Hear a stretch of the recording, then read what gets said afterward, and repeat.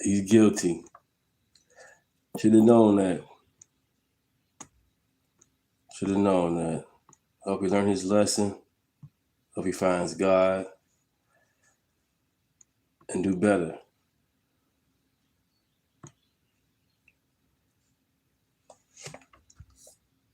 It's crazy. People out there crying, hooping and hollering to know there was no justice. There was justice. Carmelo got a chance to kick it, have a good time with his family.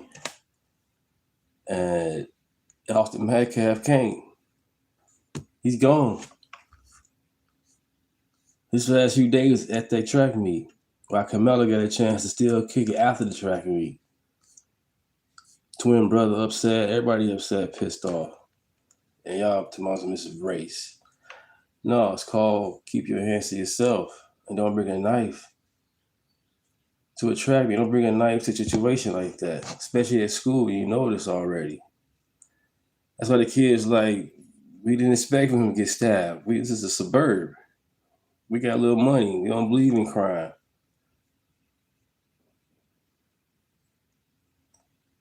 And everybody got all these theories what happened. And the testimony tell you that it didn't happen that way. Everybody still want to push the narrative that they did. That's crazy. All right, doesn't matter what color you are. Just punch each other, knock each other out.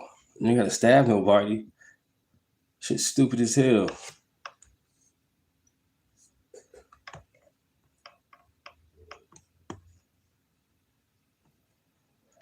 But you already want social videos for you guys because these people are insane.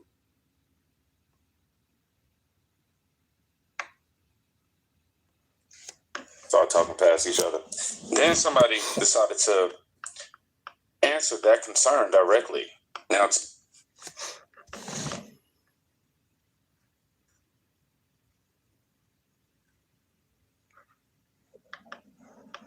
thank you. Yes. Like, share, and subscribe. Yes. Appreciate it. But here you go, the BS right here. Today really isn't even about the verdict. The verdict happened. What caught my attention is what came after it, because once the decision was announced, people immediately started telling us what they believe. Not about Carmelo Anthony, but about responsibility, fairness, race, justice, and what lessons should be taken from the case. So instead of arguing with people, let's just go ahead and listen to them. Let's just hear what they said. And we do have a verdict in this case, and I am hearing that it is a guilty verdict, guilty of murder. In this case of Carmelo Anthony. Brooke is moving to the camera right now as we wait for the official word. We expect that this means that they will come out and make a statement at some point. And we do have a verdict in this case. Now, before we get into reactions, let's establish the thing that everybody is reacting to. The jury heard weeks of testimony. They heard the witnesses, and they reached a decision. Now, whether someone agrees with that decision or not is a separate conversation, but the verdict itself is the starting point. Because, you know, everything you're about to watch exists because of that moment. Now, let's move forward from the courtroom to the crowd. They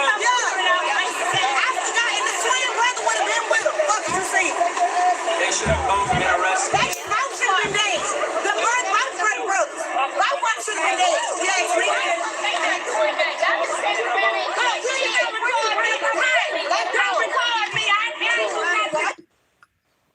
This is very, very sad, man. Don't record me. Don't record me. But you out in the public. You idiot. And everybody out there with their cell phones out, cameras and everything. But don't record me. These people are racist, man, and evil. They don't want to hear the facts. Carmelo did it. He said he did it. And there's no allegedly. There's no allegedly. He said he did it. As soon as the incident happened, he ran, got confronted. Oh, I did it. I stood my ground. Well, that's not how that works. But these women right here, man, it's sad. And I'm pretty sure they probably got like kids themselves. I'm pretty sure they got no baby daddy because look at the attitude, look at how they talk, look at how they look. And then why you got your kids out there at this courtroom place? They out there drinking, smoking, and tripping and shit, waiting for the verdict to be negative so they can go ahead and act their ass. Intoxicated. That's even worse. Then you got the kids out there. Insane.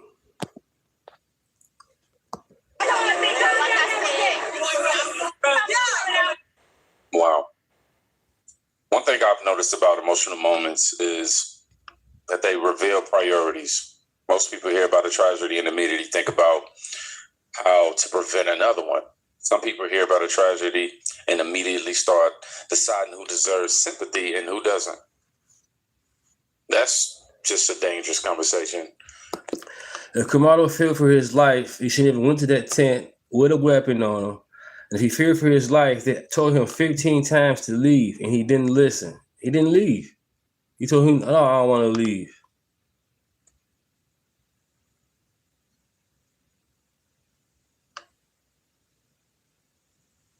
Right, like George Zimmerman, they told me he was a white man, and he's not even white. But that's what the narrative they pushed in the beginning. They ran with it. Like Cal Rittenhouse, they said Cal Rittenhouse shot some black people. Kind of find out it was 3 white guys was attacking him, and he shot at them. Nobody want to do no research. They want to watch a 10-second clip, and that's all the information they need instead of watching more than just 10 seconds. Just a little bit longer than the video, you will see more detail, more truth on the real. And these women are too grown to be acting like kids. But shoulda, coulda. The shoulda and the coulda definitely was he should never brought a knife to the track meet. And then not only just that, my Cav told him, man, we had a track meet. You know what I'm saying? I'm trying to fight at a track meet. I ain't coming here to fight. You know what I'm saying? I'm here with my crew. I'm team leader. Then, you know, if you had a sporting event at a track meet, you got your important stuff at that tent. So you want nobody in your tent that don't go to be there. Something gets stolen, then what? Come on, man. Yeah, he knew somebody, but the person he knew said, hey, he shouldn't have been here either. He said to him, say he shouldn't have been there. He was thrown off. But we all know as a team, you can't go to other team's tent or the team's locker room or anything like that when it comes to a sporting event. You got to stay on your side. I don't understand how y'all forget that. Oh, some of these people ain't probably didn't go to school. That's part of what it is. Some of these parents didn't go to school, so you understand how the educational system works when it comes to not bringing a weapon to school. But let's continue. That's a dangerous place, rather, for any. Yeah, he should have been charged with murder. The fact is right there. He stabbed him. He should have just punched him or left. If they asked the man multiple times to leave, which is about 15 times, they shouldn't have took that many times. And he said it himself. He mocked at them and called them pussies and all the other shit. That's not fear for your life. If you tell somebody to touch me and see what happens, that's not fear for your life. That's engaging. You're asking. And then people told him to leave multiple times. Any conversation to go. Because once people start measuring human value differently, and fuck race, the discussion stops being about justice and it starts becoming about something else entirely. And the only race I care about is NASCAR race. Let's go. Vroom, vroom, vroom. NASCAR, baby. Then came the reaction everybody couldn't stop talking about online. What do you want us to do? What do you want us to do at this point? What? I'm lost for it. I don't know what to do. I got 5 boys. I don't know what. Where the baby daddy's at, and then tell them don't touch nobody. Not only just that, don't bring a weapon. Not only just that, be a bigger man and walk away. Walk away. I ain't got nothing to tell them no more. You can't walk away no more. Yes, you can. Rest in peace, Trayvon Martin. Look at this bitch ass nigga, Trayvon Martin. Trayvon Martin wasn't the best either. He was a criminal, a YN. No research. So telling no, sister, you know what I'm saying? We could just go ahead and tell your black kids, just you know what I'm saying? Move on, do better, and just leave. It's okay to leave. You leave and doesn't make you a coward. Period. You don't belong in that area, so just leave. Let me ask you this right now. I hear. What do you want us to do? I actually think this clip is important. Not because everybody will agree with it, because it shows fear. Right. I was shocked to pimp Trayvon Martin family, and this dude, for this case, he pimped them. And they said it was like some lawyers, black lawyers, or this doesn't matter what color the lawyers were. They said they didn't want to do the case because they knew it was BS. It was a waste of time and money. And he had a public defender because they wasted all the money. They wasted all the money. That's why he had a public defender. And then not only just that, you had 23 people testifying, and he didn't testify not one time. All those people spoke, and he didn't. If you fear for your life, if you get your ass kicked, you got jumped, why didn't you testify and say that? Because it didn't happen. Fear. And fear has a way of changing the question, right? Instead of asking what happened, people start asking, what if it happens to me? Those are two completely different conversations. One is about facts and one is about anxiety. And then this stupid shit here. Oh, he was all white jury. So you think if he had an all black jury if it's an all black jury that they're gonna just all of a sudden let him get off? Oh, you stab somebody, go ahead and get off. That's cool. You know, we're black. Go ahead. That's stupid as hell. I'm black and I know that that's crime. You bogus. You stabbed somebody. That's a crime. There was no equal force. He touched you. He pushed you. If he had pushed you to the point, hit your head against the wall, or you fell on the ground, hit your head and something like that, I get it. But that didn't happen. Period. There was no scars on him. He didn't get jumped. The boy who said he did get, he was surrounded. He was not surrounded to the point where he got jumped on. He got stabbed. I'm pretty sure the crowd came in and said, hey, what the hell happened? But once again, they showed him the video of him saying that he said he saw something, and they showed the video saying that he was showed that he was looking somewhere else. But that's just crazy, man. Y'all just want to do a riot and just burn down shit and then blame the white man. Makes no sense. Like y'all want to blame Trump for these blue cities and states. Y'all keep on voting Democrat. That's why y'all keep on getting all this BS and chaos. Vote red at least one time. Vote red one time in your life. Why not? Y'all keep on blaming Trump for all this chaos. Chicago, they blaming Trump. We lost the Bears because of Dongo Fisher and Brandon Johnson. Trump had nothing to do with that. Leave the illegals. Get these illegals up out of here and keep them out of here. And we know that this anxiety is rooted in some level of indoctrination. They said the white man got to rebuild what's been teared down. Man. Direction. I'll just leave it at that. You can't vote independent. It's only Republican and Democrat on the ballot. We all independent. But when it comes to the ballot, it's Republican and Democrat. That's it. And you keep on voting Democrat all your life, how you going to say you're independent? You are a Democrat. You can't keep on voting Republican all your life. You can't say you're independent. That doesn't work that way. I don't understand y'all keep saying that. I get it, but it's not on the ballot. I'm just saying, facts, anxiety, those get mixed together. Everybody start talking past each other. Then somebody decided to answer that concern directly. Brown nosing. Where that come from? What do you want us to do at this point? What? I'm lost for it. I don't know what to do. I got 5 boys. I don't know what. I ain't got nothing to tell them no more. You can't. And she's a paid activist.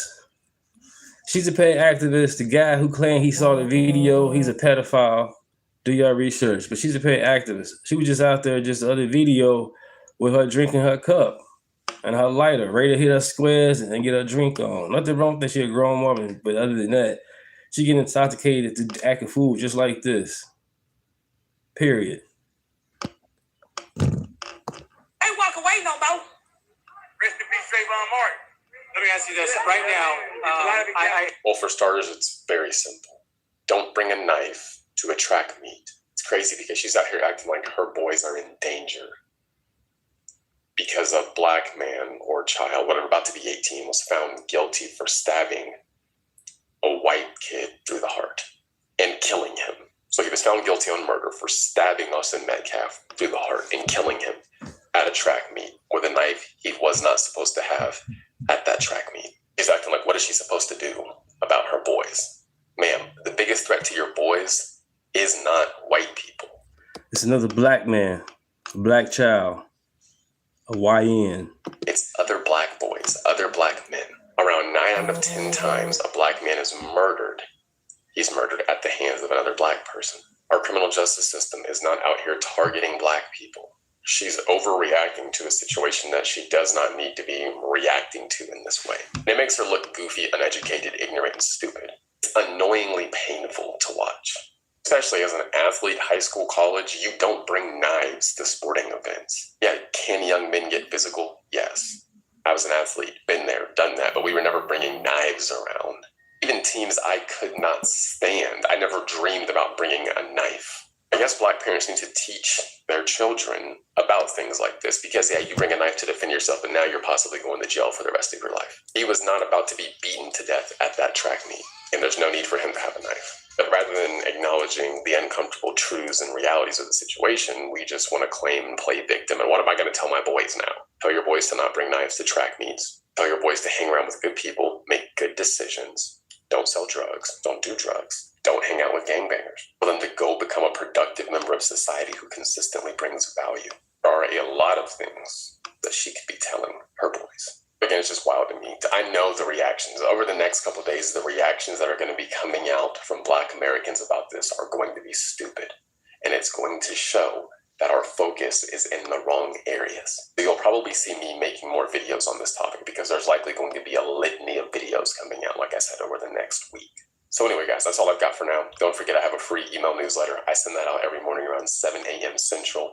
The link is in my profile. Click that link, drop your email in, hit subscribe. I know that's right. Now, whether you agree with his delivery or not, he's addressing a question that keeps coming up.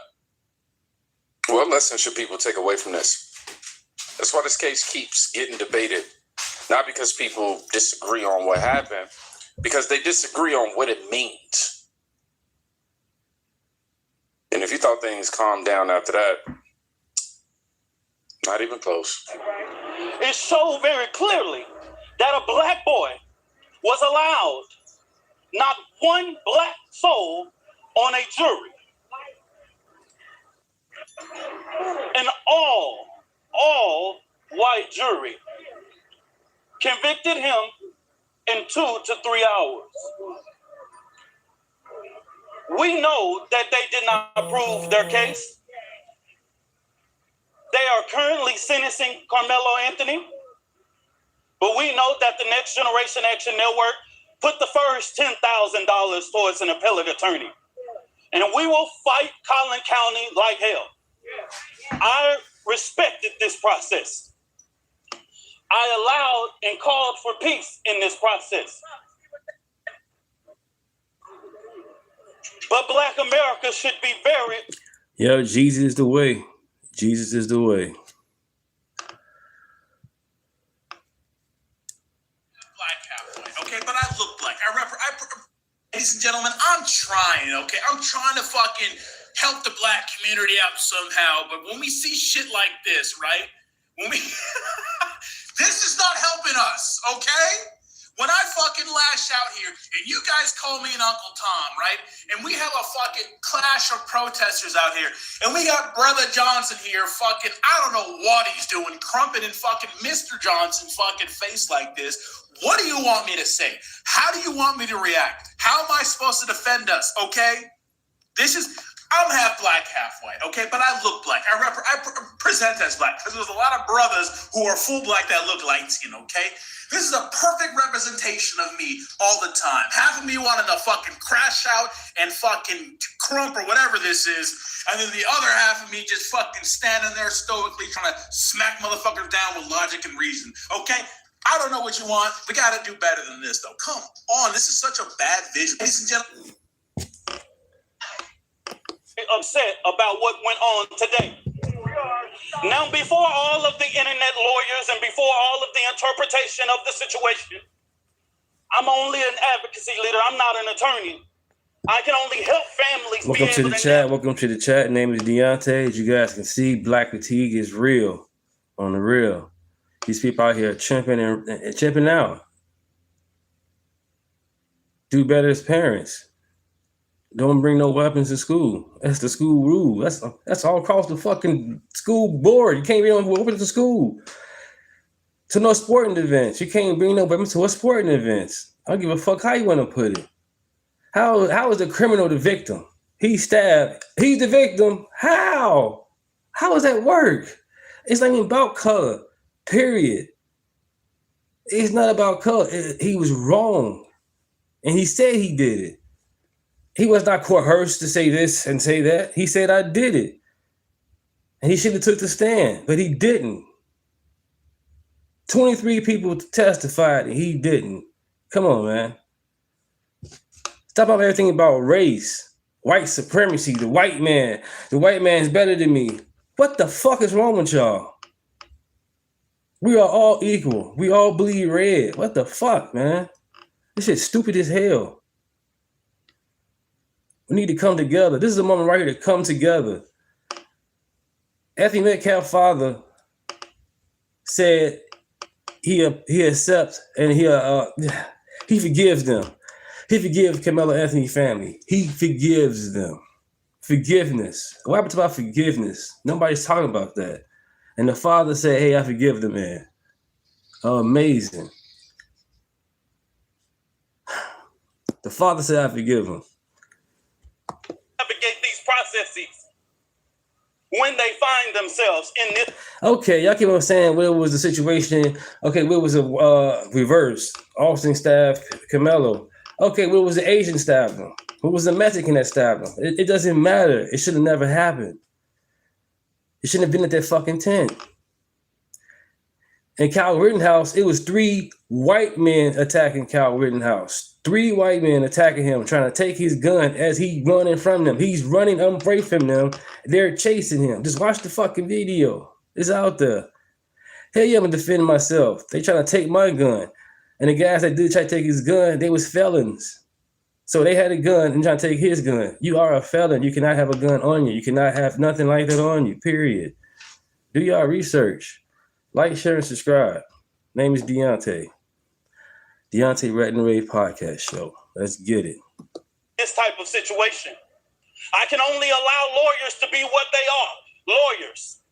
I can't instruct them. I can't stop them from doing anything. I have to respect the process. Just right, like Florida, man. else. It was criminals. But what we saw today was flawed, unjust, and I ask that the community continue to pray for the Anthony family. I do not speak for them, but so why you out there? The Next Generation Action Network will be here as support.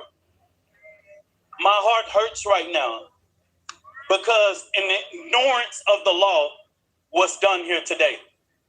Clear. We posted the jury instructions. Now, what we are seeing is a travesty. It lets us that Black lives do not matter in the criminal justice system. It lets us know that that's racist right there. Black lives don't matter. Yes, it does matter. Period. Carmelo get a chance to kick it.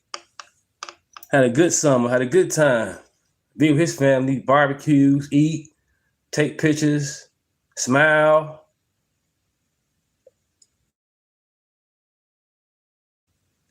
Anthony's life died right at the track meet. While Carmelo keep on going and still keep on going. Petty.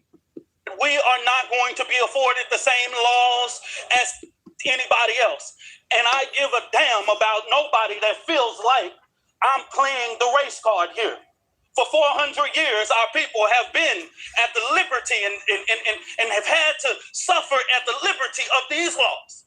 I'm speaking facts because that blood of slavery is in my blood, not your blood. Oh my God, with this slavery shit. It's 2026.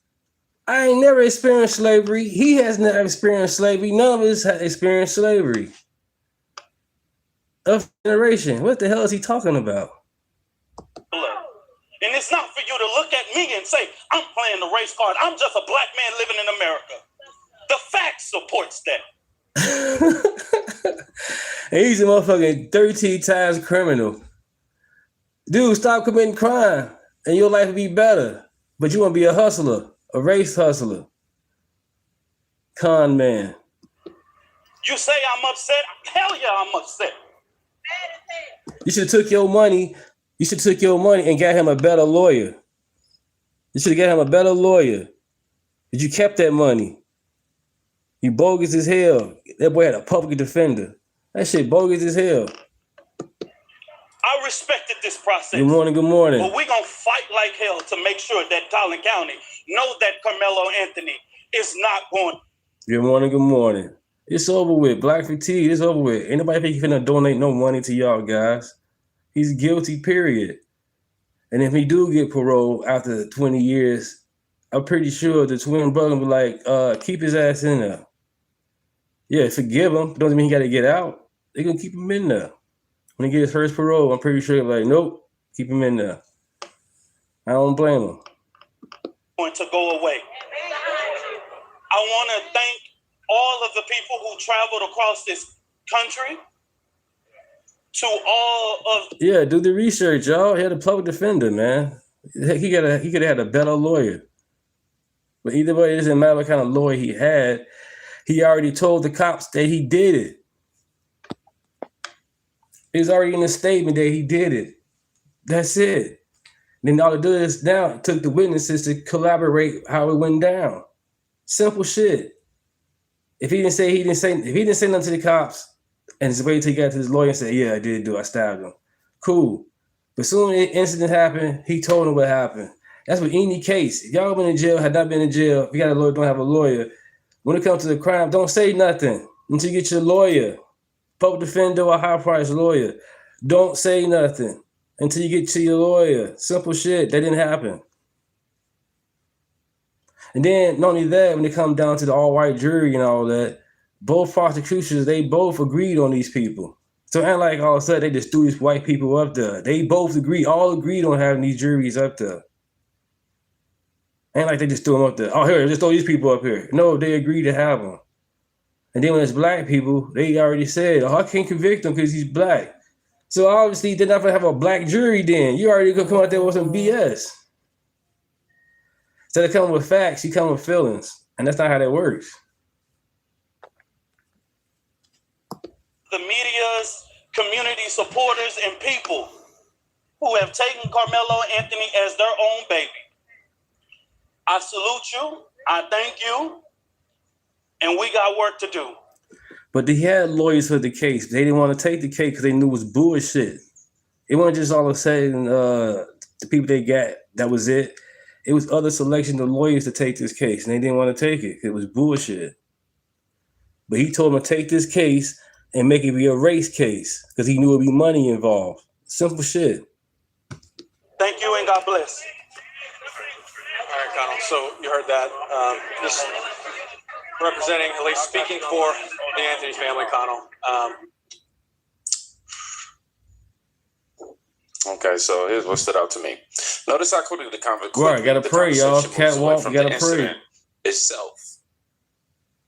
The further people get away from the actual event, the more the discussion becomes about narratives, and they trying to flip it about race and do the extra flip to say don't care about the. Everybody wants the case to prove something bigger. But you can't. The challenge is that real life doesn't always cooperate with our preferred story. Sometimes the jury reaches a conclusion and people on every side walks away unhappy. Then came one of the most emotional reactions of the day.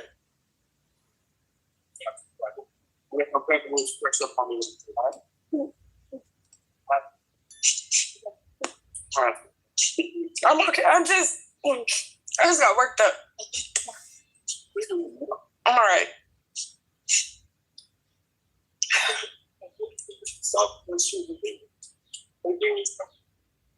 Anyways, I came here to cover a trial, and that's what I'm doing. So I'm gonna give y'all a quick update. We only have a little bit.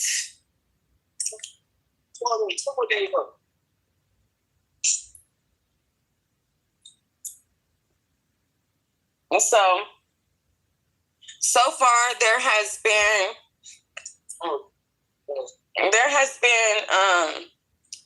3 witnesses.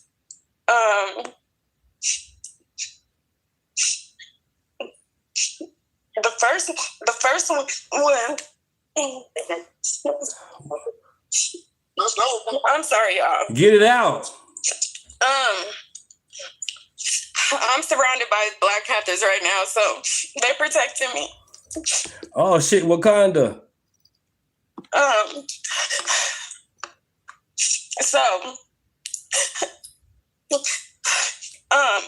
The first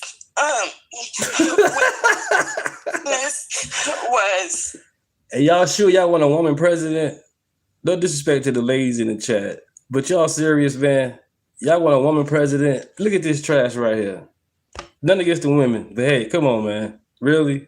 A 17-year-old who goes to Centennial.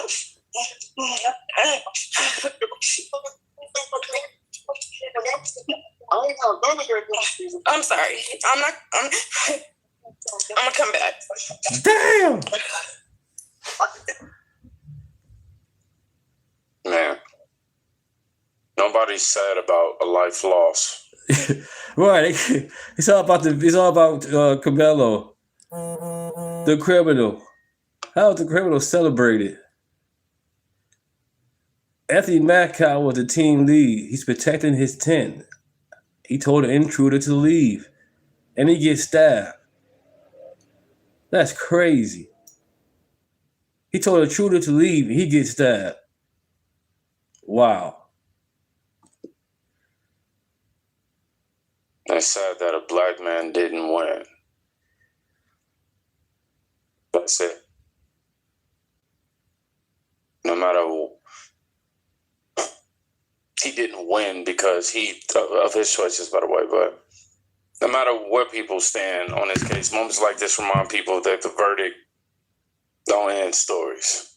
They start new chapters. Families still have consequences to live with due to his actions. Communities still have questions. People still have opinions, and those cycles still move. If the white people so bad, get off the food stamps, quit your job, put your cell phone down, stop driving these cars, get off Section 8, stop paying your rent to these landlords, because half these people are white that we are buying and using our stuff for. I don't understand how y'all people keep on saying white supremacy, the white man, this and this white man bad. But yeah, we keep on using their products, of other people's products. Then everything's made in China. So we're using Chinese products too as well. We gotta do better as black people, man. Better as America, period. Moves on. The people involved don't. Now what stood out to me wasn't who was angry. Everybody expected people to be angry. I mean, that's what I reported earlier. What stood out to me was how differently people interpreted Right. Everybody made it about race. They made it about race. The damn Democrat liberals made it about race. It's not about race at all. Because, once again, it was a black on black situation. It was a black kid killing each other. We'll hear nothing about it. It was white on white. We hear nothing about it. It was an Asian guy that stabbed him. We heard nothing about it. Everybody want to make it a black and white situation because they can't let go of the fucking past. America's about to be 250 years. We are good to go. People are dying to get here still to this day. Heck, we got Rosie O'Donnell came back to America. Ellen DeGeneres, all these damn celebrities that left, they came back. Everybody's coming back to America. They keep on trashing it, but they keep coming back. Stop letting these celebrities sing y'all off, man. Fuck these celebrities. They fell off. It was cool back in the day. Now they off. They just fell off. They dried up. They bearded. They old.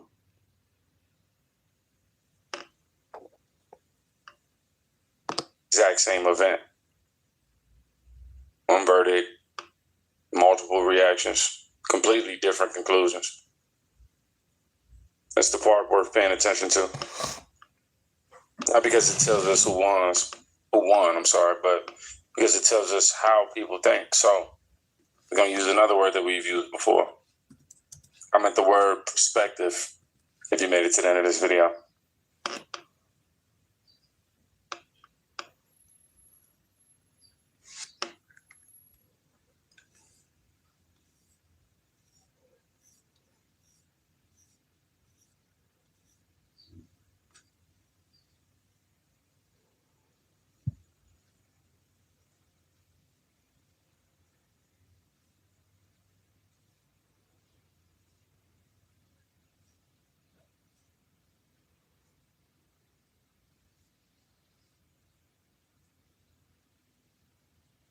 I want to start off this press conference to say something as a deep note that I can tell America. What we seen at the beginning of this press conference, of the father being at this press conference, these are my words. Don't quote anybody. Is a disrespect to the dignity of his son. This guy right here is Minister Dominique Alexander. He is Carmelo Anthony's family representative. Now, he's speaking on behalf of the family. He's not an attorney, not a lawyer. He is a minister. A minister of what type? Well, he calls himself a minister of justice. I believe that he represents everything wrong with how this family is handling. I'm going to play this video and another video, so stay with me. It's all connected. Stay with me. You'll like it. But this is the lead attorney. He be coming with some good facts. And once again, he's an attorney. You can look him up. Subscribe to his channel. Let's get it. In this case, he represents the grip and the ignorance of the Carmelo family when it comes to administering the most important matter in their entire life. Now, let's take a step back for a second. We all remember the facts of this Carmelo Anthony case. 17-year-old Carmelo Anthony is accused of stabbing and killing another teen, Austin Metcalf, at a track meet back in April.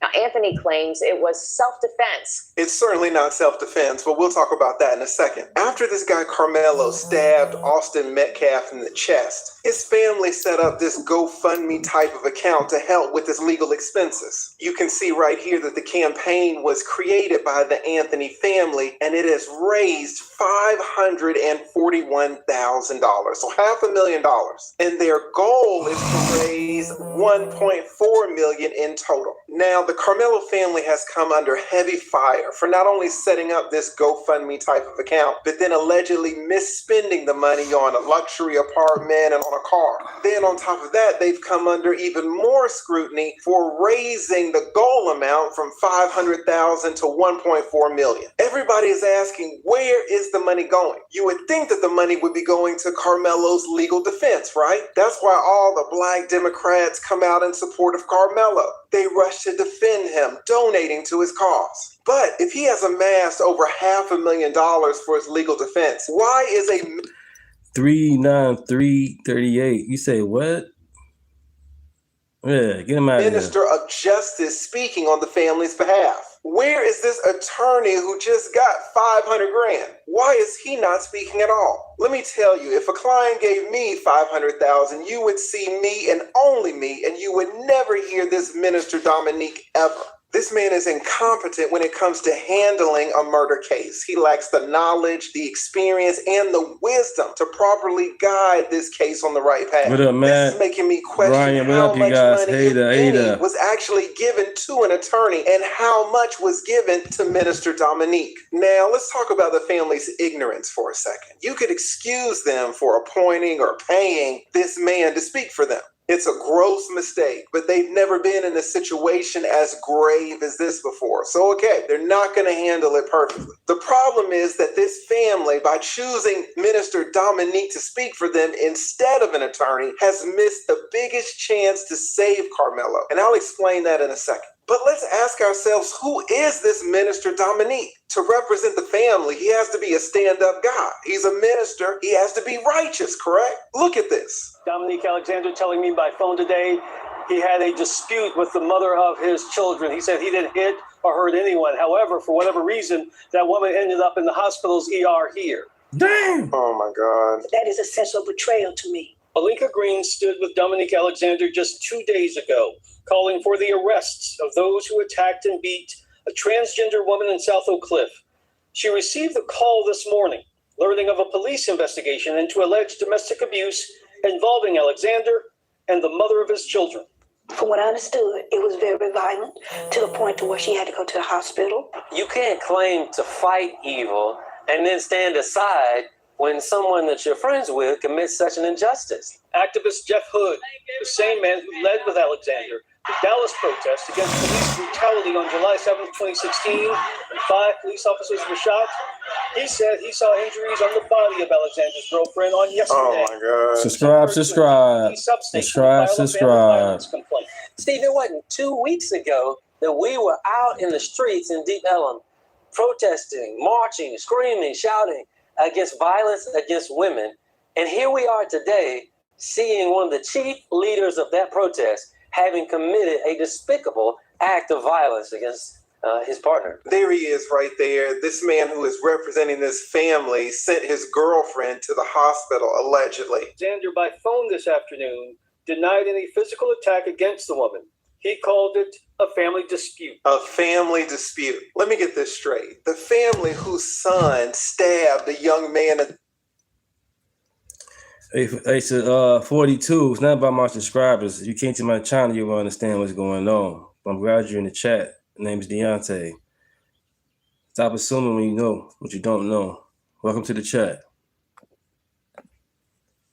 And the heart has appointed as their representatives a minister who allegedly sent his girlfriend to the hospital. Listen, let me be clear. All right, this woman was hospitalized and the minister said that he's innocent, that this was just a family dispute. I know from practicing over 20 years that men lie in court, but women can lie in court too. So I'm going to put this incident to the side for a second. But then look at this here. And now that the public knows exactly what is going on, I ask, because these racist bigots, okay, the race card, let's go. try to prevent us from standing up for our baby, our boy. He says he wants to stand up for their baby, their boy. The same boy, by the way, that put a knife through a young man's chest. But Minister Dominique wants to stand up for that boy, for that baby. Well, the issue is that there was another baby, another boy that Minister Dominique had an interaction with. What happened to that baby? Maybe this article will give us a little insight. It says Dallas activist Dominique Alexander sentenced to prison. You see here that the police reported that Minister Dominique had been babysitting his girlfriend's 2-year-old son in the evening when he called her at 11 at night and said, "Hey, get home now." But he didn't tell her why. When the girlfriend arrived, she found her child unresponsive. The good minister told his girlfriend that he had been watching a movie with her son on the couch. He paused the movie, and as he walked to the computer room, he heard the sound of her son, who was asleep on the couch, fall off the couch onto the floor. That was his argument. That was what he said happened. The doctors, however, disagreed. The doctor that examined the girlfriend's son in intensive care reported that the child had a subdural hemorrhage between the halves of his brain and the back of his brain. He also had retinal hemorrhages in both eyes. This article goes on to say on Friday afternoon, the prosecutors read the 2 statements that the good minister had signed not long after the incident occurred. In the first statement, the minister claimed that the child you guys is wild. Thank you. Second statement, the minister admitted to shaking the child. He was charged with a first-degree felony. And then, not long after he... Facts and Common Sense channel here. Facts over feelings. Thank you guys for being in the chat with me. Appreciate it. Was arrested for injuring that child, causing severe bodily harm. The good minister got in trouble again for forging a check, leading police on a high-speed chase, and stealing a car.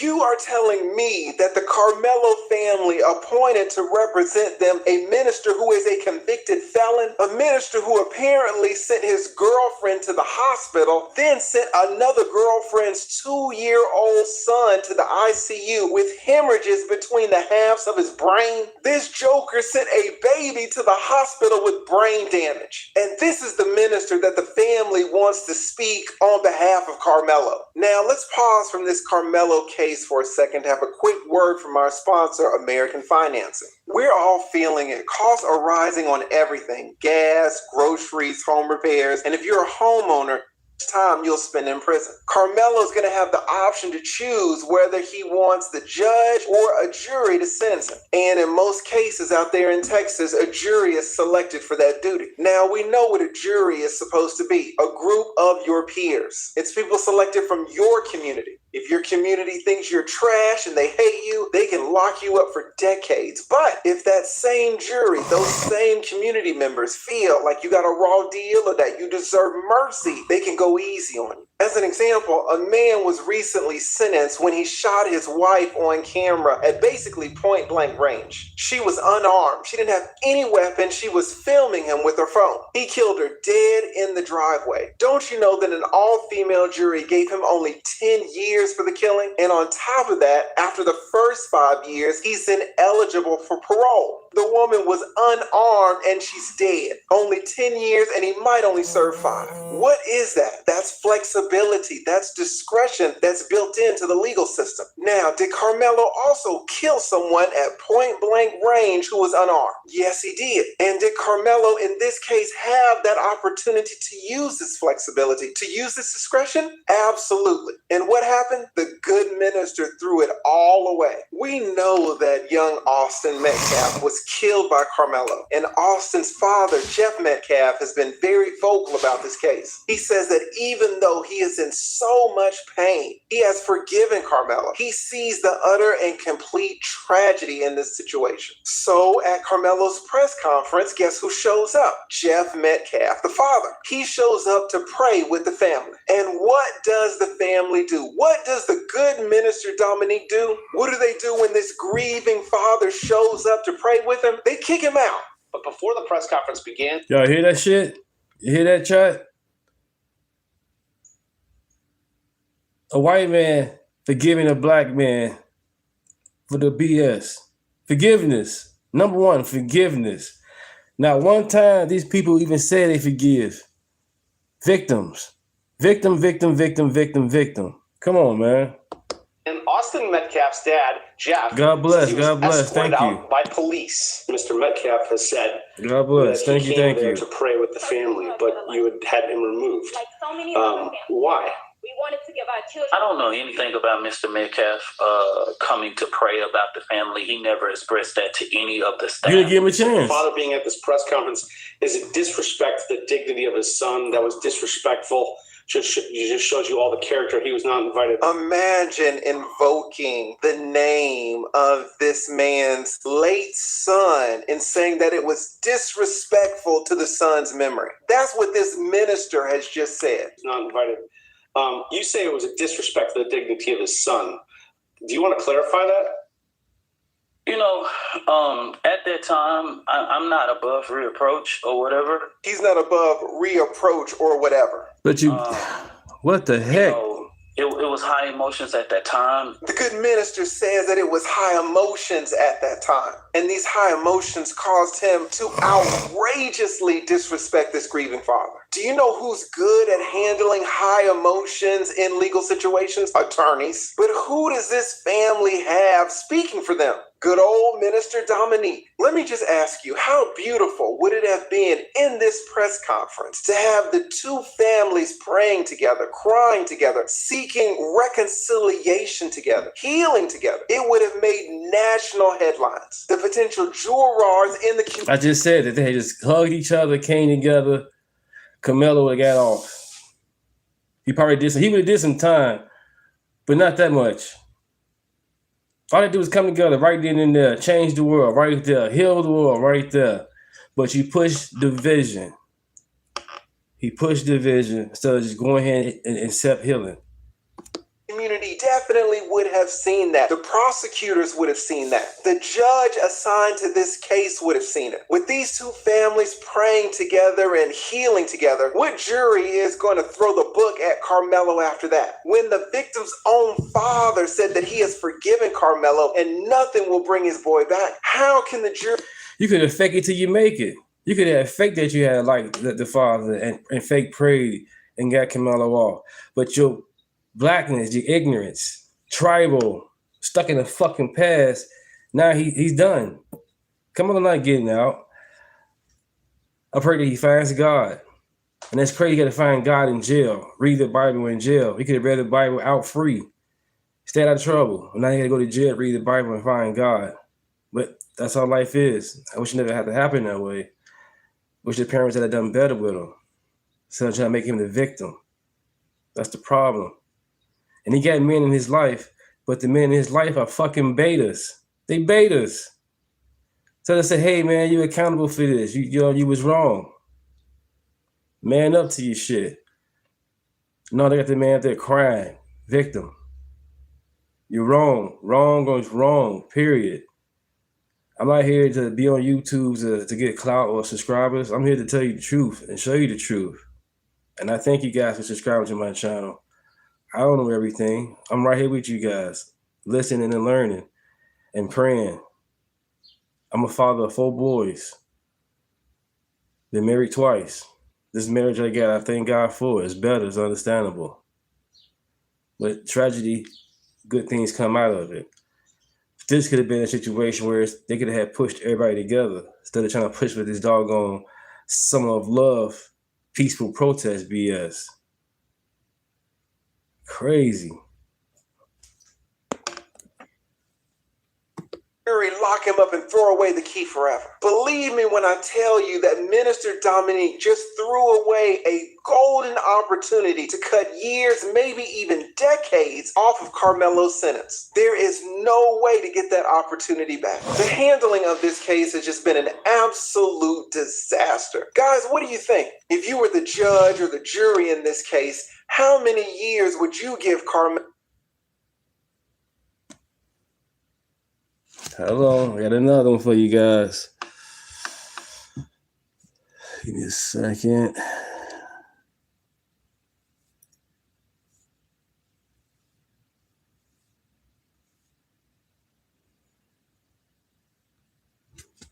Prison you would give him. Ready? Go.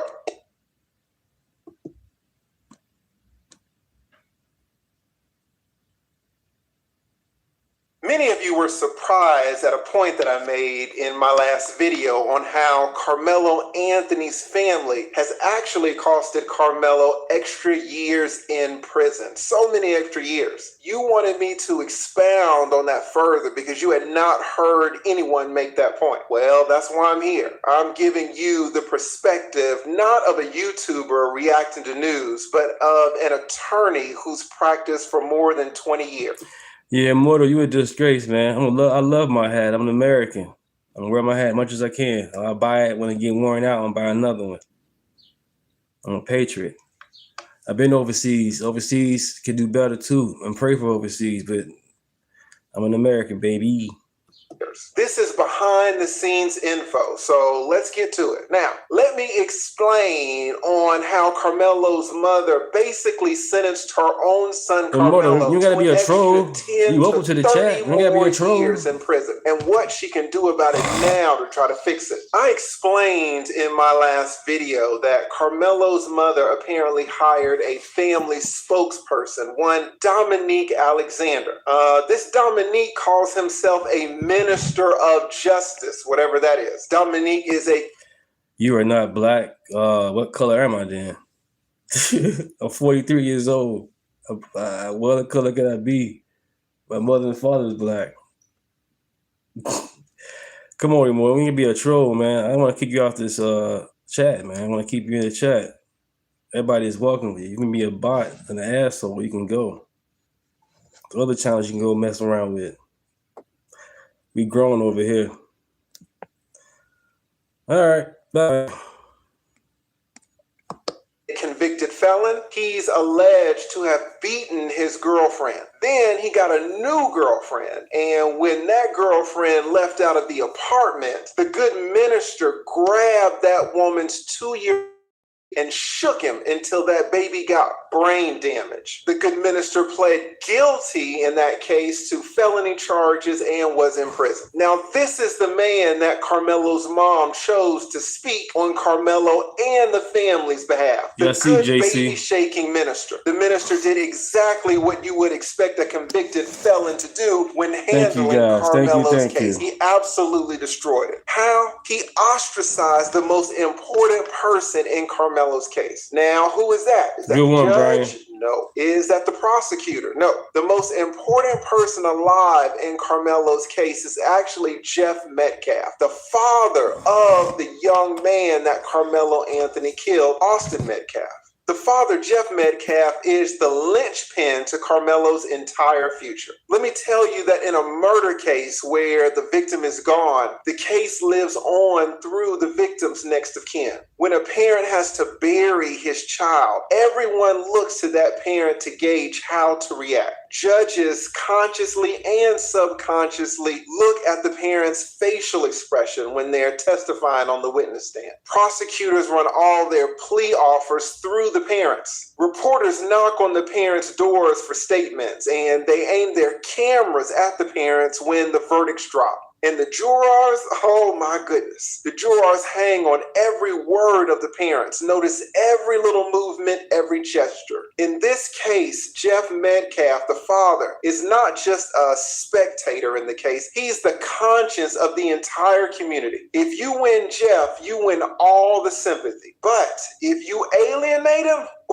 you can go to prison for life. Now, months ago, Jeff Metcalf, the father, he did something unthinkable. Reporters, as they always do, shoved a microphone in this grieving father's face and asked him, "How do you feel about this Carmelo Anthony?" Do you know what he said? Jeff Metcalf said, and I quote, "You know what? I've already forgiven this person." Forgiveness. Can we keep preaching that around here? Forgiveness. Period.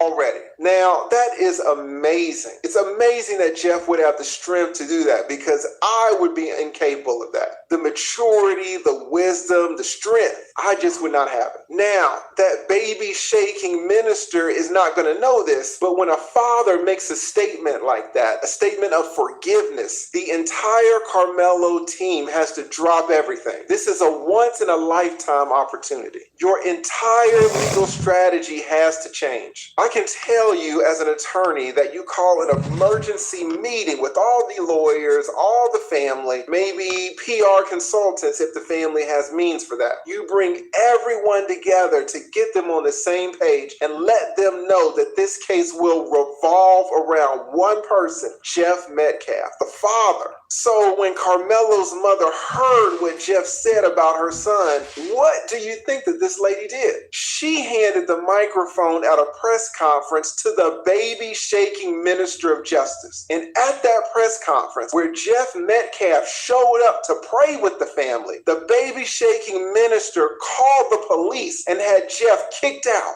Like, can you believe it? They kicked Jeff Metcalf, who came there to pray. They kicked. Come on, America. Come on, America. The man wanted to pray. And this idiot said, no. All for the fucking money. Could have came together right then and there. Changed the course of history. Fucking idiot. Him out of the press conference. The entire spectacle went viral within an hour. Do you know what else? Carmelo Anthony's prison sentence was prolonged by 10 to 25 years within that same hour. Now, why do I say that? What did the family show Jeff in that instance? Jeff, the father.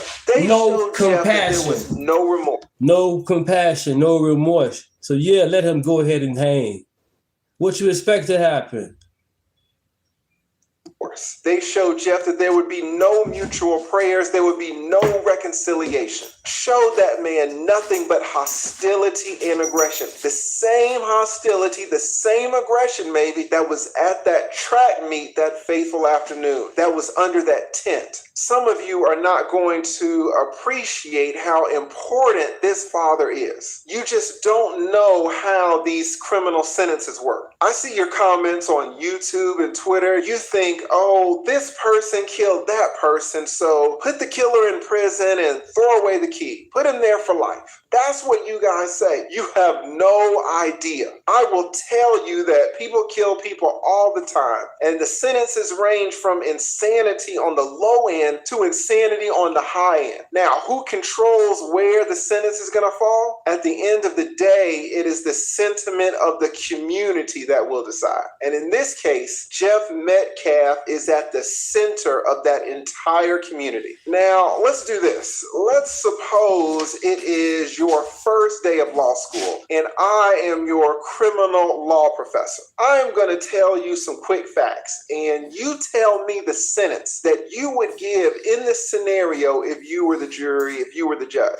But first, and this is important, put right now for the record what you think Carmelo should be sentenced to in the comments. Put it below. Now, here is the quiz. I want everybody to take it. Here's the first case, 4 cases. A 16-year-old in Texas, basically the same age and state of Carmelo. He gets hammered, consuming alcohol, consuming drugs. He does the whole thing. He gets behind the wheel of a vehicle. Of course, he gets into an accident. Now, here's the thing. He kills 4 people. He intentionally gets hammered and gets cooked, and then he takes 4 lives. Now, little law student of mine, I'm going to give you 5 seconds to determine how many years in prison you would give him. Ready? Go. And while you are considering your sentence, just know that in this case, the affluenza case, if you're old enough to remember, this young man, he took 4 lives. But how many years did the judge give him? Well, the judge gave him 10 years for taking 4 lives. 10 years. But here's the kicker. It wasn't 10 years of prison. The judge gave him 10 years of straight probation. This man took 4 lives and got a straight probationary sentence. Not 1 day in prison. Did you guess it? Did you guess 0 years? Now, here is the second of 4 scenarios. A football player gets hammered just the same. He gets into his Bentley, he's an NFL player, and starts speeding. Of course, he runs over a guy, kills him dead. How many years in prison did this NFL player get for the killing? Now, the victim is gone forever. You got 5 seconds to guess. How many years? And while you are considering how many years, all you football fans know that Mike Vick, the quarterback of the great Atlanta Falcons, got 2 years in prison for dog fighting. That's 2 years in prison for dogs. How many years did this NFL player get for actually killing a man? That's right. Dante Stallworth gets hammered, gets in his car, and kills a man in the street. He gets 30 days in the county jail. No prison at all. So stop talking about race. Damn it. Just 30 days in jail. Mike Vick gets 2 years in prison for dogs. Now, my little law student, you ask, well, how can that be? What happened in that case? Well, I'll tell you. Dante Stallworth showed extreme remorse. He apologized, and most importantly, he reached a financial settlement with the family. Dante went into his pocket and got the family on his side. Now, let me ask you, did Carmelo Anthony's family do that? Dante slid the victim's family some money. Carmelo Anthony's family got over $500,000. They get all that money and they play and cry victim. When you are the aggressor, you are the asshole. Should have done better. And I pray for Carmelo. I know I'm calling him all types of names because I'm just frustrated because there's black people out here and stupid Karens and Democrats pushing this bullshit narrative when it causes a riot and destroys property for no fucking reason. Facts over feelings, not about no skin color. Let's go. $1 million. Did Carmelo's mom do any of that? Did the mom even offer to pay for the funeral? Guys, I'm going to tell you, you do not know there are so many levels to criminal law. Now, 2 more quizzes to go. You're my law student, and you are guessing these sentences. But there are a few of you that are listening, maybe 4 to 6, that are going to get an A in my class. You're going to be the A students. You're going to say, well, Professor Lead, I can distinguish those cases. In both of those cases, yes, the defendants did kill their victims, but it really wasn't intentional because they were under the influence and they were driving. The Carmelo Anthony case is different. It was not vehicular. It was with a knife. There was direct violence. Now, if you thought of that, then you would get an A in my class. That's a great point. So let me give you a case that is a little closer to home. Now, let's take a pause from this Carmelo Anthony insanity for a second to have a quick word from our sponsor, Chapter Medicare. If someone you love is on Medicare, this matters. The department, he says, all right, goodbye. you are going to meet Jesus. And then he blows her away. She was unarmed and in Texas. Do you know who else was unarmed? Do you know who else was in Texas? That's right, Anthony Metcalf, Carmelo's victim. Now, the jury in the case with the husband gave that man just 10 years in prison, and he is eligible for parole after only 5 years. Think about it, 5 years in prison for a straight-up killing. I am positive that every single one of you would have said, lock him up for life, lock him up forever. She's a woman, she was unarmed, she didn't even hit him. And he only got 10 years with maybe 5 years to serve. Now you ask, well, Professor Lee, why so little time? Well, the defense team in that case did a great job of humanizing the husband, humanizing the killer, and getting the jury on his side. The jury didn't hate the killer. In Carmelo's case, do you think the jury would hate Carmelo if Austin's father, Jeff, pleaded with the jury for mercy, pleaded with the jury for grace, is seen praying and reconciling and crying with the Carmelo family? Everyone in that courtroom would be crying, listening to Jeff's victim impact statement. The judge would be crying. The bailiffs would be crying. The attorneys would be crying. The jury, believe me, everyone in that courthouse would have their eyes full of tears. At the end of the day, we are all human. Carmelo would have been spared. He would have not gotten a lot of time. You can absolutely get a judge and jury on your side. You just have to know how to do it. Now, and this is the last case, and this is for all of my A students. Let's go back to the vehicular homicide cases. You think that you can get off easy by killing somebody with your car, remember? Remember when you thought, oh, well, it's because the guy who killed 4 people was driving. That's why he got 0 years in prison. Okay. That guy killed 4 people. What about a guy that killed 6 people in his car at a parade? You've got 5 seconds to consider how many years this guy would get for killing 6 people. If the first guy got 0 years in prison for killing 4 people, how many years in prison did this guy get for killing 6 people? All right, you got your answer? Don't you know that this guy got 1,000 years? 1,000. They calculated it out to like 1,067 years. He got 6 life sentences and an additional 760 years for the people that he hurt with his car. Now, how do you go from 0 to 1,000? Well, this guy got every single person in the community to hate him. Daryl Brooks never apologized to any of the family members and was hostile to everyone in the courthouse during his court case. The judge ended up blasting him. So now, my law student, you can see the importance of getting the families, getting the community on your side. It can be the difference between 0 years and 1,000 years. Is the Carmelo family doing that? Is the Carmelo family getting the Austin Metcalf family on their side by kicking out Austin's father at the press conference? It's insanity how they are handling the Carmelo case, and Carmelo will pay the price. Now, people have asked, they said, well, Lee, if you represented the Carmelo family, how would you have handled it if Jeff Metcalf showed up at the press conference? Guys, there are so many ways that this press conference could have been used to benefit not only Carmelo, but both families' entire wealth. Raining or not, you cannot go to another team's tent, locker room, bathroom. You can't just do that. You can't just willingly go to another team's location like that and expect it to be okay. And then he asked him for permission and then asked him to leave several times to get out of there. Leave. Just leave. You don't belong there. It's not about race. And there's black kids in that tent as well. And they all told him to leave.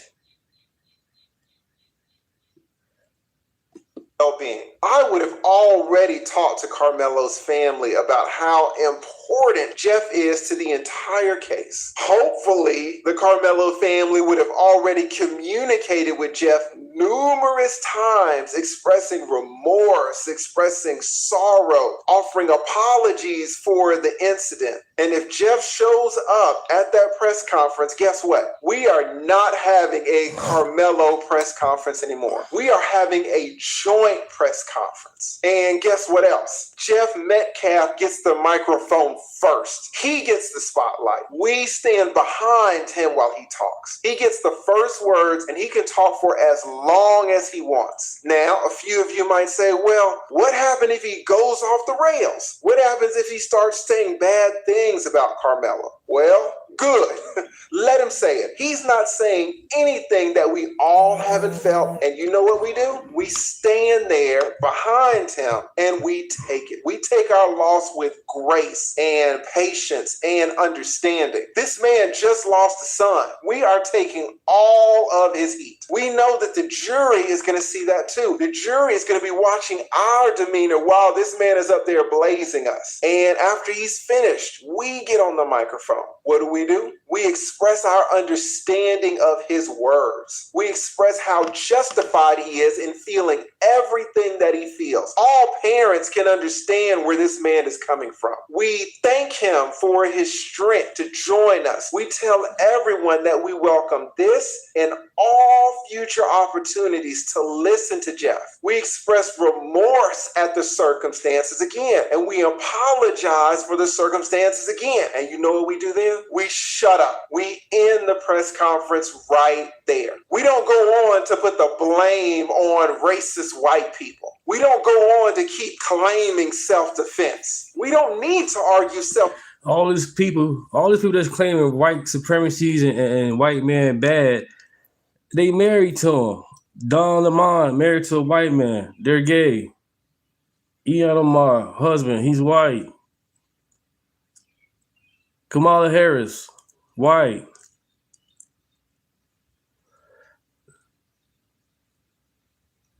Lori Lightfoot in Chicago, white.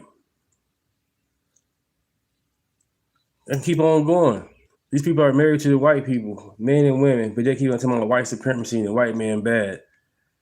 Self-defense at the press conference. The attorneys, if they need to, can argue that in court. Blaming white people and screaming self-defense gets us nowhere. We have to be intelligent for once in our lives. We end the press conference on the best note possible. The jury is going to see it. If the press conference goes off the rails, it's not going to hurt us because, again, everyone can understand where Jeff is coming from. And Jeff is always free to say those things anyway, inside the press conference or out. So we take the risk. But you know what? Because of what Jeff expressed in the past and because of the man that Jeff Metcalf is, I bet that press conference would not have gone off the rails. I would bet that it would have been beautiful. And like Jeff said, we would have prayed together and sought reconciliation together. And that would have been the start of getting so many years off Carmelo's prison sentence. So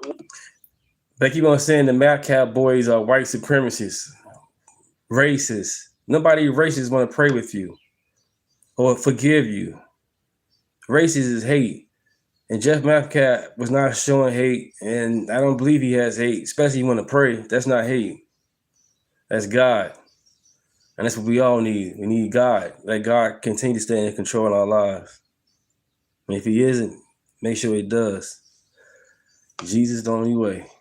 What needs to happen going forward? If the family hired me, the lead, to consult with them on this case, here's what I would tell them. First, and this is number one, fire the baby shaking minister of justice. Fire that man immediately and publicly. Let everyone know that he is no longer on the team. We've got attorneys now. We've got the lead consulting now. We definitely don't need baby shaking convicted felons felons representing us. Second, I would appoint Jeff, the father, to choose a new spokesman. I tell him to think of someone like a retired pastor, a real pastor, or a retired judge with impeccable standing. We are giving Jeff the control of this because Jeff is the person who can do the most to help Carmelo. And it was sad that you get all these influencers out here, YouTube influencers or TikTok influencers with millions of followers, straight lying to the people.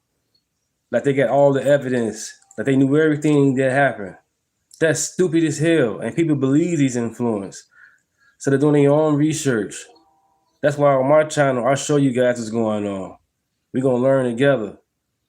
We're going to figure it out together on the real. Because both sides is full of shit. At least I know one side, got some common sense going on. Because nobody's perfect. Period. Let him continue. Carmelo and to heal the community. Third, I would tell the family, Carmelo Anthony's family, to cut a check to Jeff immediately for restitution of the funeral. Then give him some more money for counseling, maybe some more money for a memorial. I'm thinking at least $50,000. And here's the thing, we do it quietly. We don't tell a soul. It'll show Jeff our commitment, and maybe Jeff will mention it to the community later on. But even if he doesn't, fine. We still give him the money privately, and we give it to him right now, 24 hours. Then I would also set up a new GoFundMe, and I would add Jeff as a co-trustee to that. The new GoFundMe would be for a scholarship fund in Austin's name. And we, the Carmelo family, make the first contribution. I'm thinking maybe another $50,000. Now, the Carmelo family has already collected $500,000, and some of that's going to be used on the lawyers, even though apparently Carmelo applied for a free lawyer, but we'll talk about that in another video. So the family can afford to give $100,000 to the man who can help their son the most. It's an investment in Carmelo and towards communal reconciliation. Guys, as you can see, there is so much that goes into a criminal case, and Carmelo's mother is so ignorant in hiring a baby-shaking minister of justice. Shit crazy. But I'm just going to say. She's going to go off, let her cook. He should have killed both them couple wolves. This chimp right here killed a white child and has gained millions of supporters. All of them being supporters, of course. But I'm just going to say, Black supremacy is the most dangerous ideology in this world.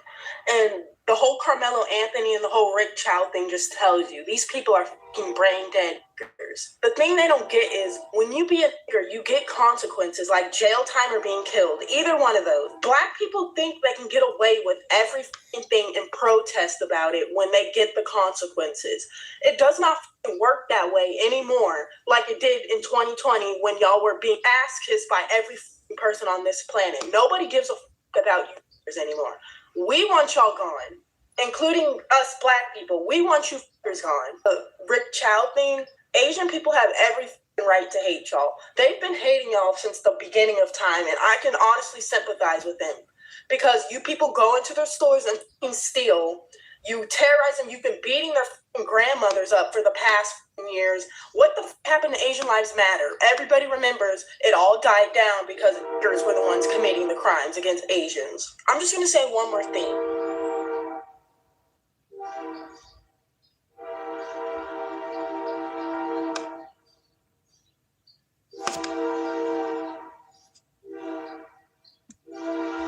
What's going on, America, world?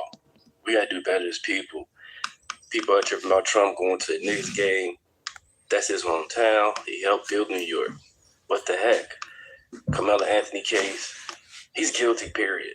You can't just stab somebody because they touched you. It makes no fucking sense. And then Rick Chow situation. He shouldn't have chased the young man down, but the young man shouldn't have been at home and not out with a loaded gun and they're going to steal or not steal. Don't pretend like you were or wasn't going to steal, but you sure had 4 water bottles in your hand and you put them right back into the refrigerator. Yeah, you didn't steal, but you did something stupid. You triggered BS. Should never happen. He should never get shot. None of this stuff should have happened. But how is it the aggressor is the victim? How is the aggressor the victim? Makes no sense. But I got a couple of videos I'm going to play with you guys from X, as you can see. Let's go. Honestly, I don't know why everybody's so mad about Trump going to the basketball game. He's a former New Yorker. And for him, y'all gotta understand, Trump is on some gangster shit. He's like, I know y'all don't want me to come here, but I'm coming here and I'm putting 10 T's down, and I'm gonna see what y'all really want to do. This is the level of security that he needs because he's coming to the most liberal city, the most controversial city that basically turned on him, that don't fuck with him because he's a president now. The same city that where he was indicted, the same city that came after him, Letitia James, all that. And he wants to come and show some love to the Knicks. Is it really more about the Knicks? No, it's obviously a political statement. He's going to come to your city, fuck everything up, slow down traffic and everything to come and sit and watch the game and watch the Knicks make history. That's what he wants to be there for. And this is the level of security that he needs. Like, share, and subscribe. Obama went to a game. What was the outcry for that? Obama went to a championship game. Oh, the Black Messiah is cool. Come on, y'all. Because how many niggas don't try to take his life? And he's going to the most liberal city where everybody hates him. And this is definitely political because he knows that when he goes to New York City, he's gonna get booed. I never voted for Trump, but I'm an independent conservative. But let me tell you, he knows he's gonna get booed. He knows that he's not gonna be welcome in New York City. That's why he's doing it to stay 10 T's down. Because Trump is gangster. He don't care. He move how he wanna move. That's the way it is. He don't care about none of that shit. You talking about a nigga in Trump, a motherfucker in Trump that literally just took the head off the Venezuela dude, wrapped him up nice, done him up nice, and sent him to the gulag. Nigga, like, what are you talking about? You're talking about a dude that just started a whole war with Iran and killed a whole general and blew up half of his son. What are you talking about? You think he's scared of y'all? You think he's scared of y'all saying, boo, boo? No, he's going to shut everything down. This is how he has to move because they try to take his life so many times already. So what is y'all mad about? Like, what are y'all mad about? I'm sorry about y'all little bum-ass, ghetto-ass watch parties that y'all can't do around the city. Go do that shit in the hood. Yeah, ain't nobody coming to New York. Go to Brooklyn, go to Queens or Staten Island, whatever y'all want to do, and watch y'all watch party, bro. But this is the president of the fucking United States, bro. You like, this is what he doing. That's how he moving. If you don't like it, that's the way it is. Stop bitching. Like, stop. Like, you ain't lying. Stop it. Once again, Trump is from New York. You know what I'm saying? And check this out. People said Trump got booed or people don't want Trump to be there. Check this out.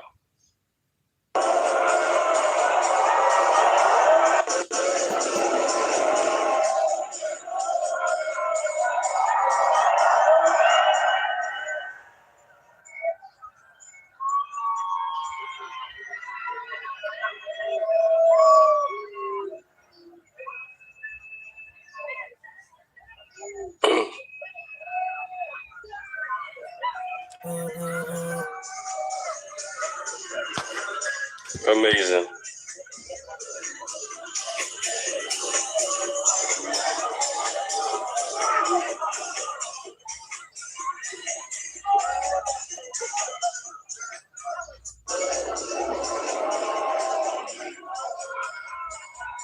Amazing. You know what I'm saying?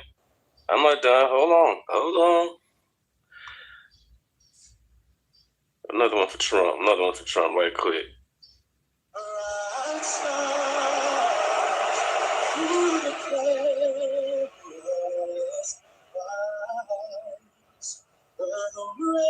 He didn't pay attention that he smirked at the crowd booing him. You know what I'm saying? Trump don't care about that shit, man. Like the man said, the man been shot at and all of that. He don't care about that. He a billionaire. There's another one to check out. Then California BS going on. Come on, y'all cheating. But check this one out too. This business. Please do. We'll get rid of the Chinese takeout, the dry cleaners, the laundromats. Let's get rid of the liquor stores as well. Get rid of the Jordans you guys wear, the Nikes you wear, the shower caps, the Hondas, the Hyundais, all your car electricians, the electronics in your house, the Sony, the TVs. Right. You know what I'm saying? As Black Americans, you know, I get protesting and boycotting. It made things happen. The results happened back in the day. But this is 2026, you guys. That shit is over with. And then you can't march or boycott something that could have been prevented. Period. It could have been prevented. Y'all want to boycott one incident, but yeah, y'all not gonna boycott. You know what I'm saying? Yeah. How should I put it? It's black crime going on right now. Period. Where's the outrage for that? Where's the boycott for that? Right. And then y'all want to boycott talking about Trump in the ballroom. Okay, the ballroom was sponsored by billionaires, Meta, Facebook, Instagram, Google, everything that we use out here and buy, it's all by the billionaires. They all this fun in this ballroom, and y'all want to freak out about that. That's crazy, man. We got to do better as people. System, your sound system, the microphones that you guys use to rap and speak about awareness for the black culture and hip hop culture. Where do you think that's made? That's made all in Asia. And here's another thing for you guys. You guys want us to leave the neighborhood so bad? Oh, Asian people are not neighborhoods. We're in white neighborhoods. We have our own Chinatown. We have our own Koreatown. You think we really need you guys to benefit off and make money? A lot of us do go to college as well. We had Harlem. They got destroyed. Democrats. Outworked by immigrants who barely speak English. Are you not embarrassed? Go to the bank, start your own businesses, and deal with your own people. I want to see your own women get in their hands and knees and do pedicures and manicures and deal with nasty ass savages. Okay? Please boycott Asian business. Oh man, that was the mic drop of all mic drops.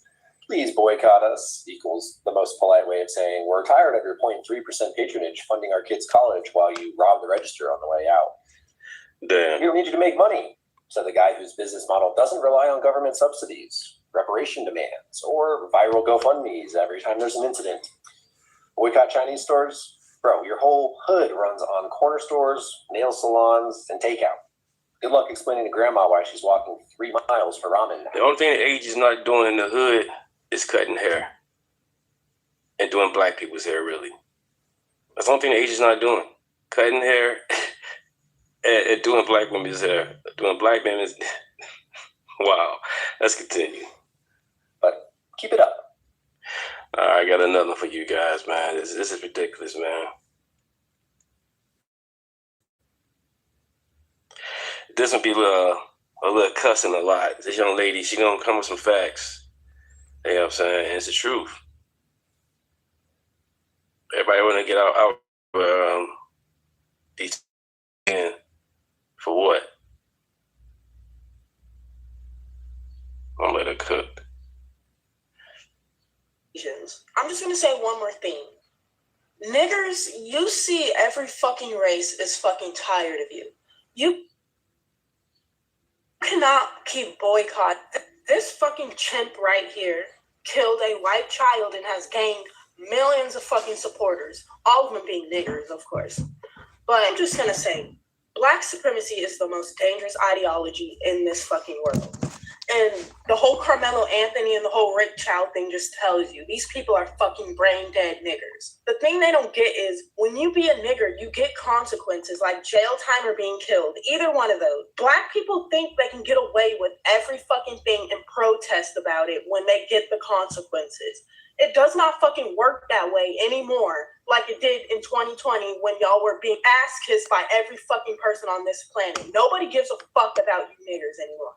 We want y'all gone, including us black people. We want you fuckers gone. The Rick Chow thing, Asian people have every fucking right to hate y'all. They've been hating y'all since the beginning of time, and I can honestly sympathize with them. Because you people go into their stores and fucking steal. You terrorize them. You've been beating their fucking grandmothers up for the past fucking years. What the fuck happened to Asian Lives Matter? Everybody remembers it all died down because niggers were the ones committing the crimes against Asians. I'm just going to say one more thing. Niggers, you see every fucking race is fucking tired of you. You cannot keep boycotting everything that goes against your fuck-ass culture. You can't boycott every fucking race. You can't boycott every fucking thing. You have to realize it's y'all. It's you niggers that keep fucking up your own image. It's not Asian people because you're attacking them. It's not white people because y'all are actively fucking. Right. Then when it comes to the black community and Carmelo Anthony situation, they should kept their mouth shut. If you want the man to get a less sentence, because he's guilty 100%, but he said he did it, and witnesses seen it, y'all should kept their mouth shut. Y'all could have had a black jury and could have got the man less sentences. But since y'all want to talk, oh, he's black, I can't do it, I don't know, it's about race. Now it's all white jury. And it's what it is. It is what it is. I'm going to let it continue. It's y'all fault. Shut the fuck up. Killing them. Y'all are killing black people too, and y'all don't really give a fuck about that. No. Mexicans are tired of y'all. Ashley Gonzalez, beautiful mention right there. Women like her, we need more of her. Just gonna say that. You can't boycott everything because everybody's fucking tired of y'all shit. It's time y'all fucking change or we will do something about it. Plain and simple. Man. And this another one right quick. Because I know y'all are not going to agree with me when I say this, but Donald Trump, baby, that walk-off was epic, and that mic drop, baby, that's something that we will probably never be able to witness in history ever again. When I say that you literally crushed that interview with Kristen Welker, you did the damn thing. For that man to hold one of the highest seats in office and go on that interview and be disrespected the way he was absolutely diabolical to me. Let me just say this. He holds one of the highest seats in office, and just because people don't like him, they feel like they can just disrespect him.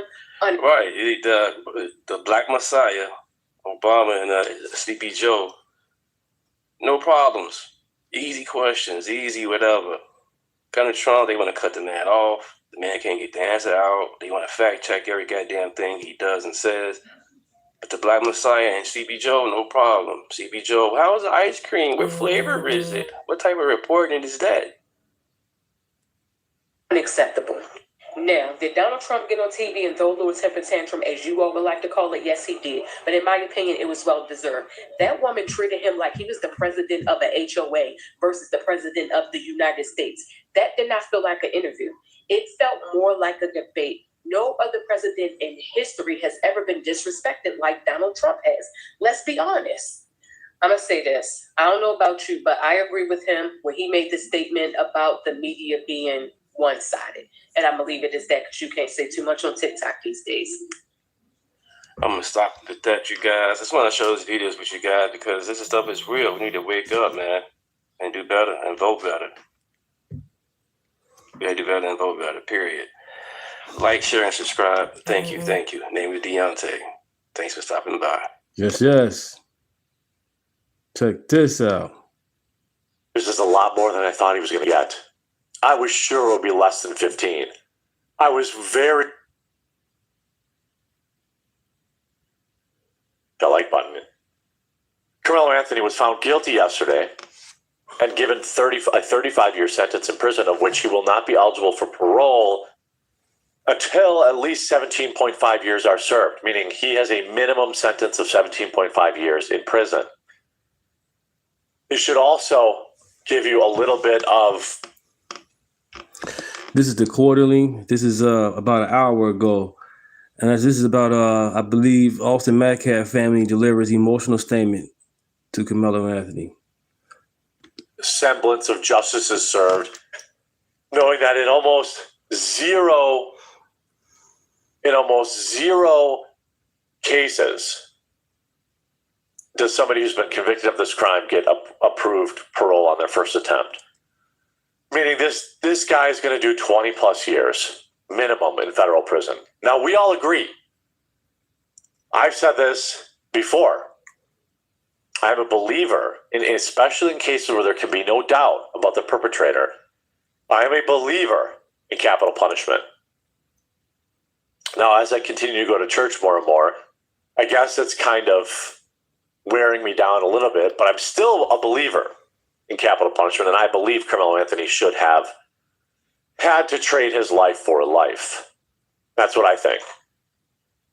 And if we're not going to do capital punishment, then he should have traded his life, meaning life in prison, for life. However, I have to argue, or have to at least mention,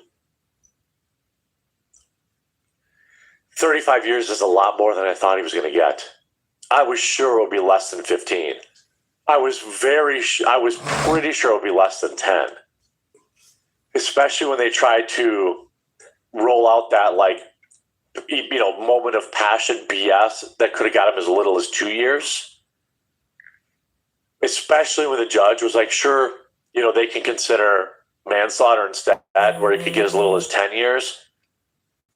This judge gave the jury every chance to whip out and give a weak sentence, but they didn't. 35 years for a 17-year-old kid is probably very close to precedent, unless they're one of those wackadoos that go into it.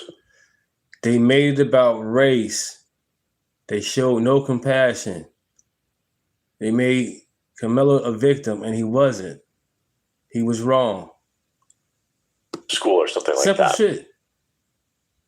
You have to admit, like, I know, I hear you typing. He deserved the, you know, capital punishment. Sure. But the victimhood impact Thank you, guys. statements Thank you. Subscribe. are Thank you. absolutely savage. We're growing. Austin Metcalf's parents and brother all were able to face Carmelo Anthony in court. After his parents abandoned him, by the way, I've got a separate video about that. Damn, I didn't know that. The rumor is that his parents didn't even stick around for his sentencing. If that is true, that is ice cold. I see the rumor online. The reason I'm not including it much in this video is because I have to figure out if it's true or not. If that part is true, ooh, doggy, he's got some bad parents. Well, let's take a look at some of these victimhood impact statements and a couple other videos. How you doing, Sean? In this morning clip. Thank you again. I said I'd give you guys a break on the CBC ads. We hit another record yesterday, so thank you guys. I'll keep it short. CBCAmazon.com is my coffee company. I own 100% of it. It's delicious coffee, shipping free overnight, and we even have several. What happened here? He says it was a miscarriage of justice. Maybe I'd like, again, this is not a personal attack.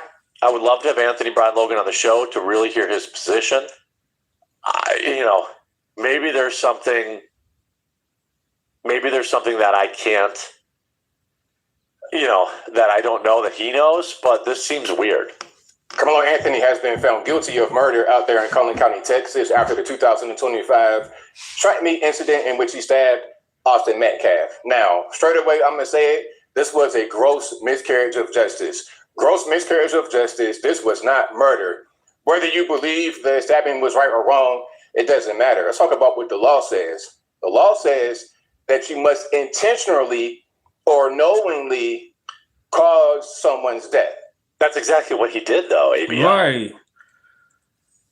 Oh, come on, Anthony. Is he just having a moment of weakness? Like, is Anthony tripping, man? Is ABL tripping? Come on, ABL. Don't tell me they got to you. I hope they didn't get to this guy. I have to defend the culture. Like, he literally went there, escalated the situation, brought the knife that wasn't supposed to be there. And then a little detail a lot of people missed. He opened the knife in the backpack. He prepared to stab Austin Metcalf. Right. It wasn't a scrape knife. It was a pocket flip knife. So you had to flip it open. So you had time to flip it open. You had time to flip it open. You had time to flip it open. Come on, you guys. All those seconds in time that he had to make a decision, and he chose the wrong one. He could have punched him in the fucking face or the nose and ran. He could have punched him. He didn't have to stab. He could have punched him in the chest, punched him in the fucking throat, punched him in the eye, kicked him in his nuts, something, without using a knife. I don't care how small or big it was. He could use a pencil. It's still a fucking weapon, not meant to be used. There was no force to use a knife. He had his hand in his backpack. He threatened him. He ignored 15 plus requests to leave. He put his hand on the knife. He opened the knife. He was gripping it so tightly that other people... So you gonna tell me, as a kid, your parents tell you don't touch the stove. If you touch the stove, you're gonna burn your hand. So you mean to tell me I'm gonna touch the stove, I'll burn my hand. You gonna throw the stove away? You gonna kill the stove? You told me not to do wrong. I do wrong anyway, and I get hurt for it. But y'all get what I'm trying to get at. This is sad.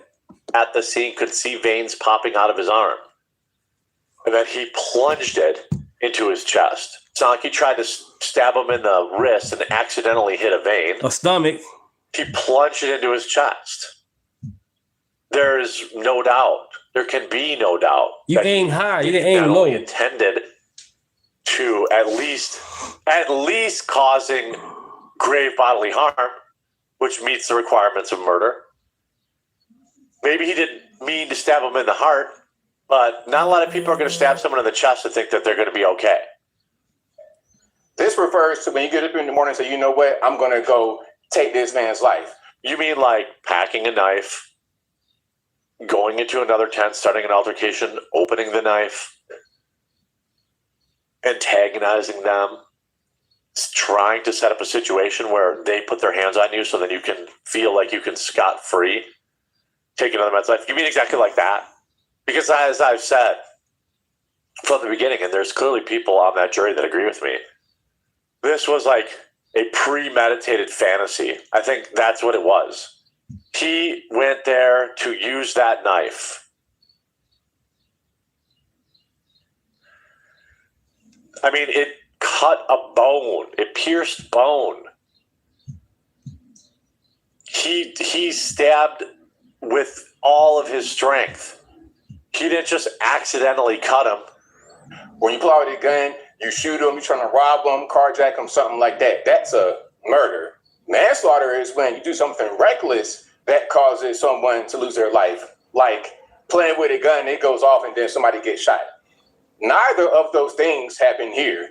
ABL, I love you, dude. I feel like I haven't seen your content in a while, so I don't know if you've skewed, but you're just way wrong on this one.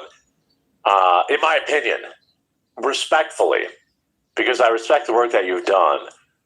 But this feels like you're trying to stick with the culture, not the facts. But I don't know. I think that's probably pretty insulting to say. Maybe I don't mean that. But it seems like man, say it. Stop being offended. Say it. Stop being scared. Weird. Now, to the victim impact statements. Absolutely savage. First, let's go to Austin Metcalf's father, Jeff. Jeff delivered a powerful, ow, my back. Sorry, guys, my back is really bad today. 1 like equals 1 less back pain. There's still a lot to talk about in this case, by the way. We also have the Charlie Kirk case coming up, Luigi Mangione, perhaps Shred the Builder. So make sure you're subscribed to the channel. It's going to be a very, very busy summer. Subscribe or follow down below, wherever you're watching. My videos go out basically everywhere. People think grief is sadness, Jeff Metcalf, Austin's father, said. It's not. It's rage. Pure, unfiltered rage as he slammed his fist on the table. We were robbed. Don't you look down. My boys weren't bullies. I've been swatted 6 times. My son's death destroyed the person I used to be. He does not exist anymore. You don't belong in this community. A piece of me died with my son, and I'm expected to keep living. You're going to prison. I forgave you the day it happened. I don't forgive what you did. You can't even look me in the eyes, but you can stab my son. Woo! Yep. Woohoo! Not good. Now, following the sentence, Metcalf's father delivered an emotional statement to Anthony. We were robbed. This was never about race. It is about right and wrong. My son's death destroyed the person I used to be. He does not exist anymore. You're going to prison. I forgave you the day it happened. I don't forgive you. Don't forgive what you did. Yeah. You can't look at me in the eyes, but you can stab my effing son. Now, following the sentence. I mean, by the way, it was reported by Sarah Fields, who was in the courtroom, that Jeff Metcalf got off that stand and burned a hole in Carmelo Anthony's soul with his eyes. Carmelo Anthony never looked up like the coward he was. Austin Metcalf's mother took the stand and said the following: "You may have been given 35 years. You should feel lucky. I've been sentenced to a lifetime without my son." Yep.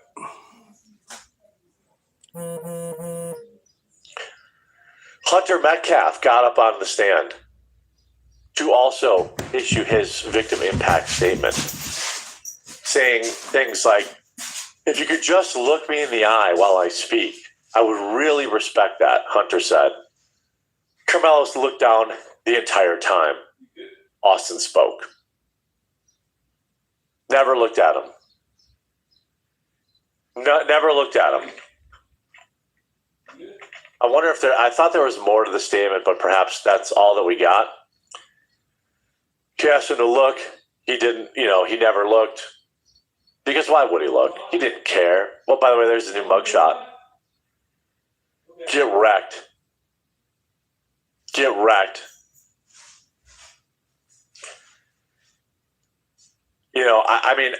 These Austin Metcalf's aunt also delivered an emotional victim impact statement, remembering him as a remarkable young man whose loss has left a permanent void in the family. Fighting back tears, she asked Carmelo, why?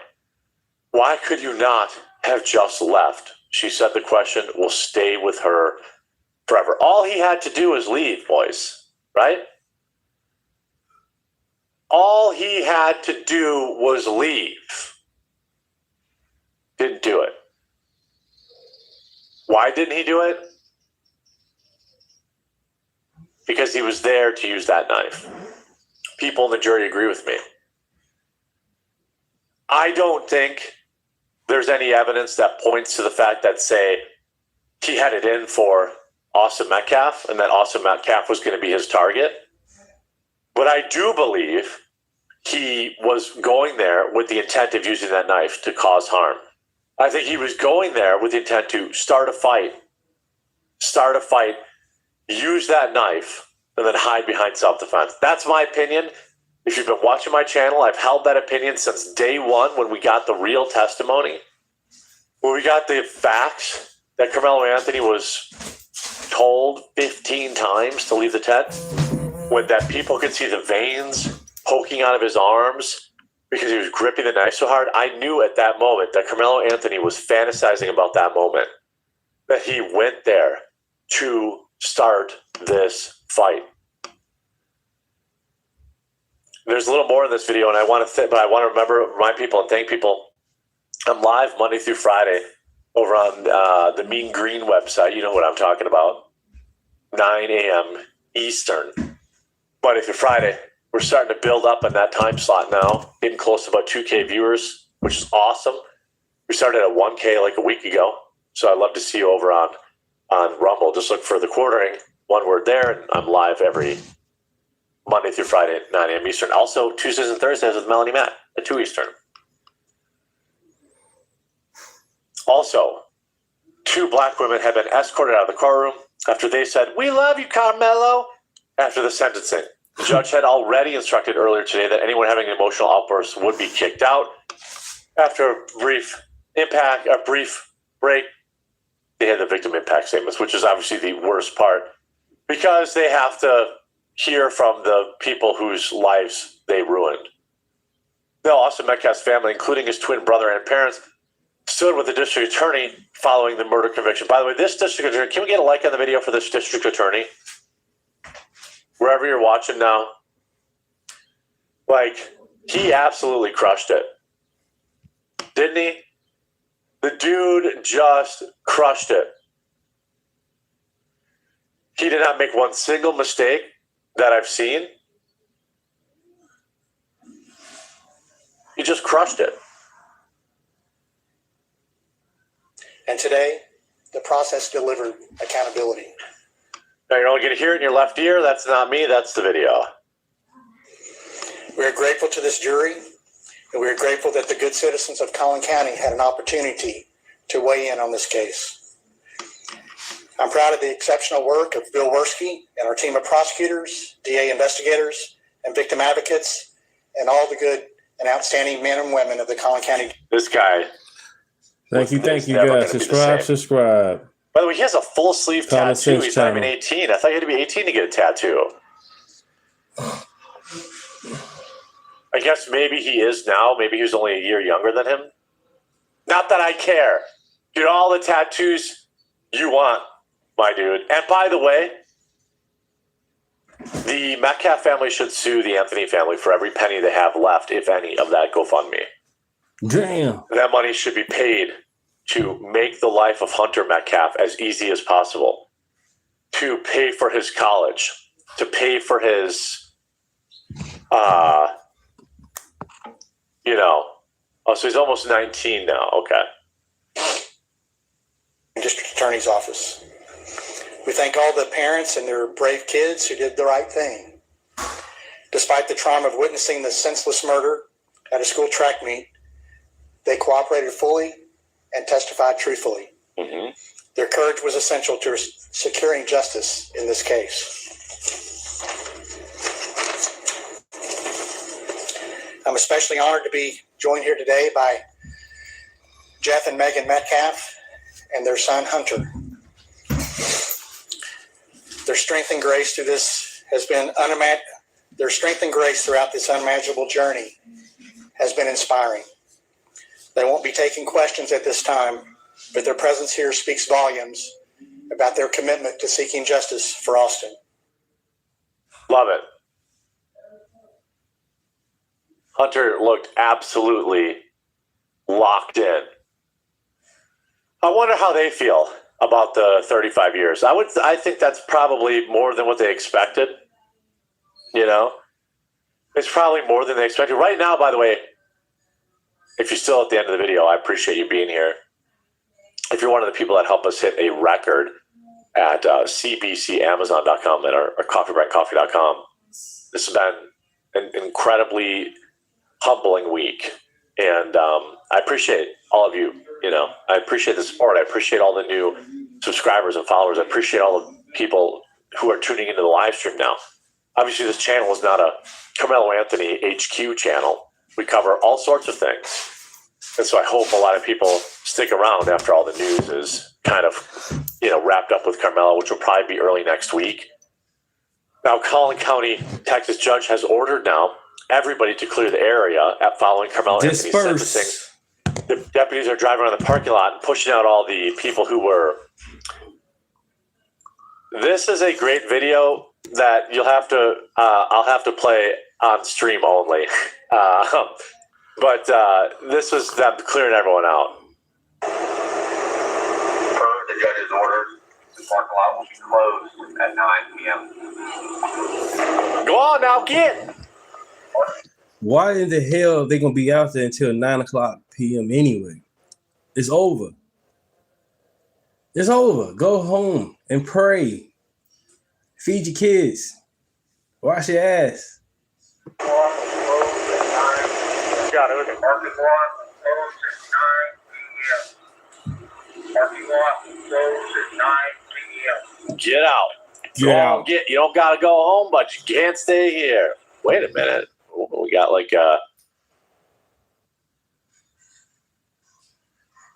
a smoke show deputy here. Shout out her.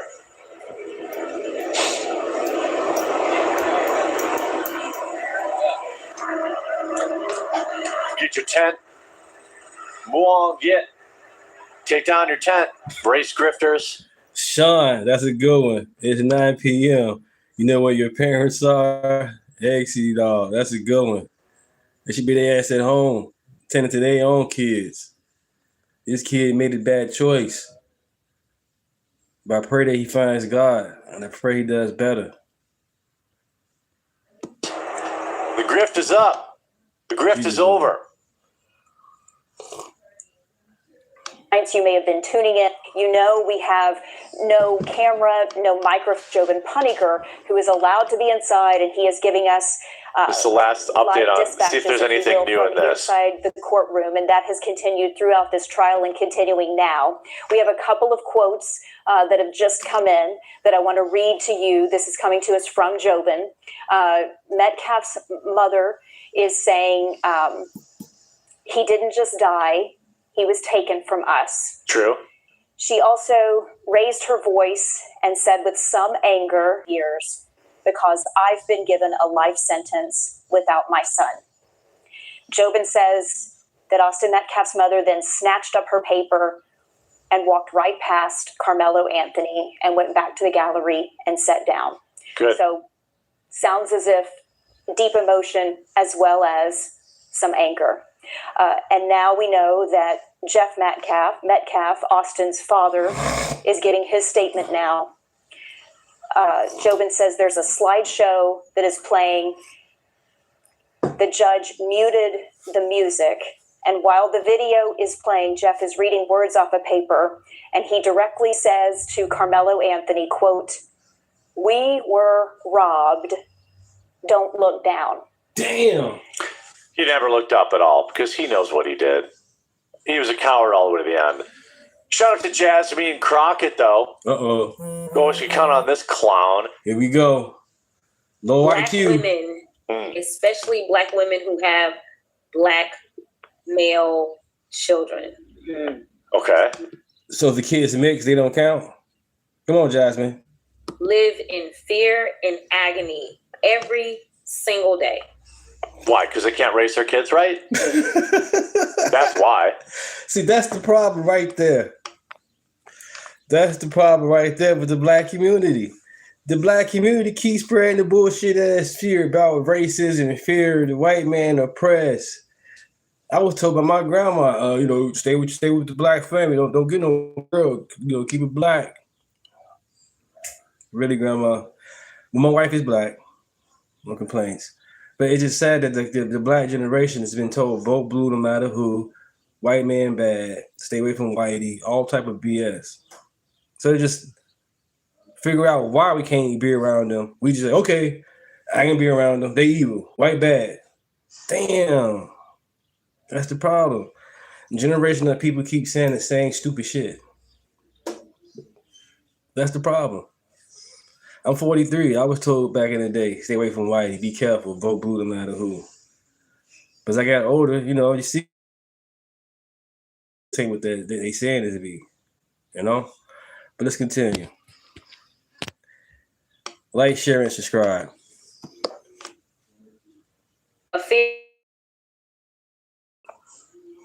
The Metcalfs probably never spent a day.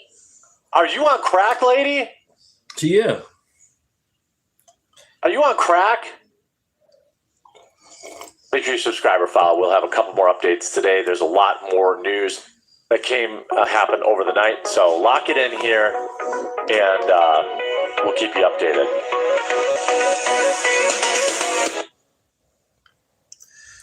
All right, you guys. It's been 1 hour and 57 minutes. Been streaming. Appreciate you guys. But let's go ahead and continue with this other video. This was about 43 minutes ago. Let's continue.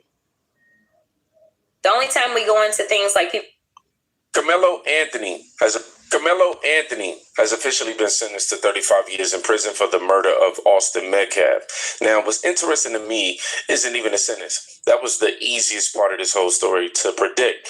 What I wasn't prepared for was watching what happened after the verdict, y'all. Pete. If a 300-pound man is beating me, like on top of me and beating me down, I'm not limited to fist. I would argue that even the only time we go into things like people's hands being considered deadly weapons is typically like if they're a professional boxer or that kind of stuff. But I think by the time you start getting to like football player, good argument. Good freaking argument. We're not talking about like the golfers. We're talking about football players, right? Like this is what they are trained to do, is to inflict like serious physical contact. And it's my understanding that the decedent was that if a 300-pound man. Notice something. The conversation immediately starts changing shape. We're not talking about what happened. We're talking about a completely different scenario, right? A lot of public discussions work like that now. Real event walks into the room, and then a hypothetical walks into one as well. But it says right here from Ann Wokeness, Jasmine Crockett suggests that she also would have Austin Metcalf. Told y'all. Hypothetical, it walks out. Somewhere between point A and point B, reality gets replaced with imagination. And once that happens, nobody is arguing about the same thing anymore. So let's just roll this next clip. Now, this is another thing that people are not understanding too, and this relates a little bit to the Chud the Builder case. People keep thinking that stand your ground means crash out, which it doesn't. You know, first of all, this situation wasn't a stand your ground situation. And even with the Chud the Builder thing, that's still not a stand your ground situation, technically. It could be seen as one, but they're not, right? In stand your ground cases, you have no duty to retreat, but in self-defense cases, you do have some duty to not escalate. That's the thing, right? And I hope you understand both points. So in stand your ground, if someone comes to you with an issue, you don't have to run away, right? You stay there and protect yourself. Right. They asked him to leave. Everybody in that tent then asked that boy to leave. He said no. Even the friend that he's supposed to go see didn't really want him to be there. That's crazy, man. They said, leave, we don't want you here. No, I'm going to stay. That's not standing your ground. You are trespassing. Trespassing and standing your ground are two different things. He was trespassing. And even if protecting yourself means he was chasing, which that involved what happened with Zimmerman, right? That's even protected. It's pretty much the don't start none, won't be none law, right? But that's not self-defense. Self-defense usually is not escalating, which means not because someone. And then it's crazy how they mentioned 15 times they told him to leave. And they say 15 times wasn't an exact number. But the fact that they said 15 times, that means that's more than 5 times somebody asked you to leave out of their space. Out of their space. Not his school, not his track meet, not with his teammates, none of that. He was not supposed to be there. So if a coach told him to leave, he would have stabbed the coach? Come on, man. Punched you means you immediately shoot them. That's an unnecessary escalation. Unnecessary that is not force. Proportional, and then it's not self-defense. It's not covered. Necessary if force. Someone pushes you, tells you to get out of the tent, or punches you, whatever happened, unless there's some other factors, you can't just pull out a knife and stab them. And again, I'm not that familiar with every detail of this case. So I don't want to just cast aspersions on how this kid handled the situation. It clearly wasn't good, but I don't want to use or try to refer to facts that I'm not too sure of at this moment. But yeah, enough threatening fight. This right here is what made this clip interesting. Not because everybody agrees with him, because he's forcing to separate emotion from law. A lot of folks treat self-defense like a feeling. The law treats it like a standard. Those are two completely different things. And he's making sure you understand that. Right, Rob. You can feel justified and still not meet the legal standard. You can feel threatened and we already know what school. I don't care what school you go to. You can't bring no weapons. Period. I don't care what size the weapon is. You can't bring it. You can't bring it. And he knew that. Thought he was a Boy Scout. Boy Scout or not, he woke up that morning and he put that knife in his pocket. And I know most boys in the hood, they wear their pants like every single day. They rarely change their pantses. But looking at Carmelo's situation, he changes his pants, he changes his clothes daily. So that means that he changes clothes daily. I mean, he had opportunity to make that choice not to put the knife in his pocket, but he made that choice to put the knife in his pocket. And he knew he was going to school, and he knew he was going to a track meet. Still, all school situations, all still school grounds, no weapons. And he still brought it. And he brought it and he felt empowered to use it. Crazy shit, man. Prayers for Carmelo. Prayers for the families. Prayers. Forgiveness, healing. And still lose in court. That's why juries exist, because felons don't write verdicts. Evidence does. Roll it. Collin County, Dallas, Texas, Arlington, Grand Prairie, Irvin, Dalworth, Plano, Denton, Keller. It ain't safe for none of you white folks to come out this weekend. I'm giving y'all a fair warning right now. And guess what? It's going to be a bunch of niggas outside that look like me. And we ain't out there with no pocket knives. We out there with these. I guarantee y'all going to pay for what that judge just did to Carmelo. If you don't believe me, bring y'all bold. So now what Carmelo did, once again, he's blaming the judge. So first it was the jury. Now it's the judge. Wow. Now they're going to start watch. They're going to start blaming the witnesses. They're going to start trying to attack the witnesses and saying the witnesses lied. Watch. This is crazy. These people are evil, man. Put ass out this weekend and put on your Austin Metcalf shirts and see what happened to you. Collin County, Dallas, Texas. Wow. And now we arrive at the part that should concern everybody. The second a tragedy becomes an excuse to threaten random people who have absolutely nothing to do with it. Because they don't like the outcome, they want to go to violence. Don't like the outcome, let's go to violence. And right, most of the witnesses were black students. His peers, his age, they was not coerced to lie on him. They know what they seen, and they seen the video. You completely left justice behind. At that point, you're not defending a victim, you're recruiting new ones. Lawlessness. And what's wild is people will spend years talking about ending division until division benefits their sides for 5 minutes. Then suddenly nobody want to talk about it. Oh, here we go. Next clip. My life don't matter. How about that? I'm saying that. But y'all want to play these games? Y'all want to play these crackhead games? So I'm going to play them. Fuck white lives. How about that? I hate no white. A white kid already died. What do you mean, fuck white lives? A black young man killed a white young man. What is he talking about? Damn. You see, that's why I put in my description, bro. Black fatigue is real. That's in my title.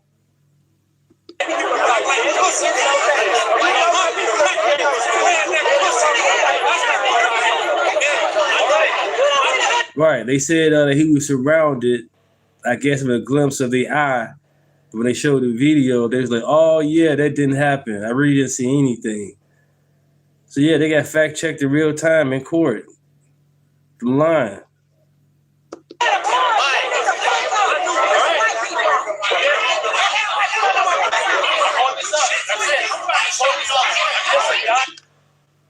See? Compassion. He want a hug. This thug want violence. He's being peaceful, reaching out. He wants violence.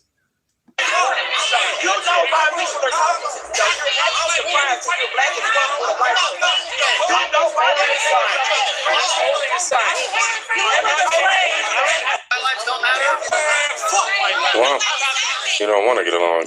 And then soon a white person say, fuck Black Lives Matter, they want to start a race war. It's crazy how us black people can say all this shit about white people. But soon a white person say the word N-word, we want to chimp the fuck out. I've been called an N-word nigga about black people all my life. Not one white person called me a nigga or disrespected me. Only my own people, my own family. That's crazy as hell, man. Soon this dude, that's sad. Let's continue. And then is what I think I heard him say. Here's the thing. You don't have to like somebody. You don't have to vote like somebody. You don't even have to agree with somebody. But when hatred becomes entertainment, that's what something it is. has already broken.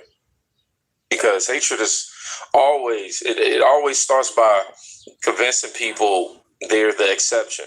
The exception to compassion, the exception to fairness, the exception to basic decency. And history shows us where that road goes. Every single time. Roll it. I'm from Africa. I'm blacker than all of you. By far, actually. So you're African? Yeah. From the motherland. Born in Africa. Where are? Hold on. Let him talk. Kelly, all right, I'm going to tell y'all something real quick. People are not exclusively all over the world. All over the world. They're from Africa, Australia, not just in America. That's a death threat. That's a death threat, right? Get on video. That's a death threat. What are you saying? He said I'm going to do this to you. What's that mean? I'm from Africa. I'm blacker than all of you. By far.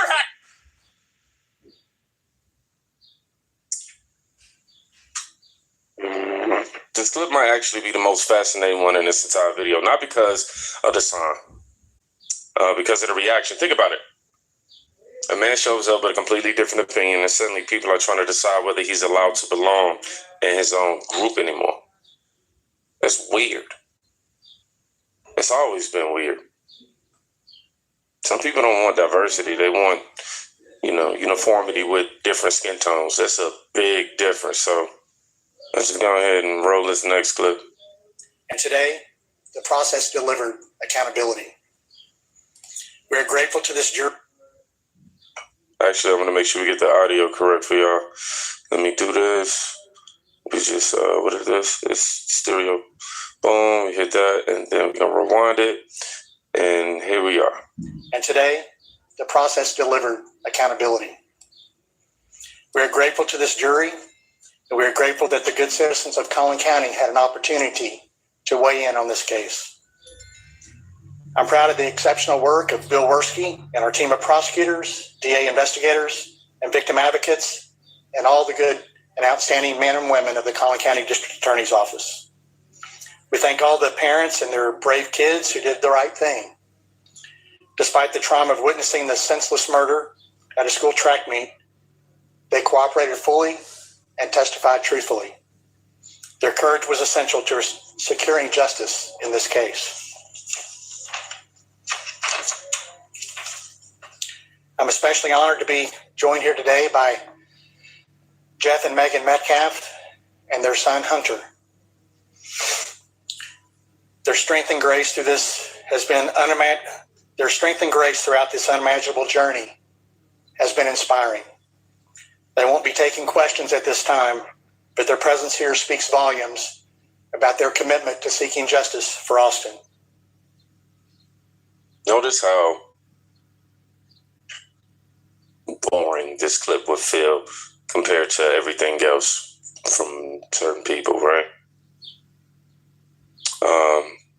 That's exactly why it's important.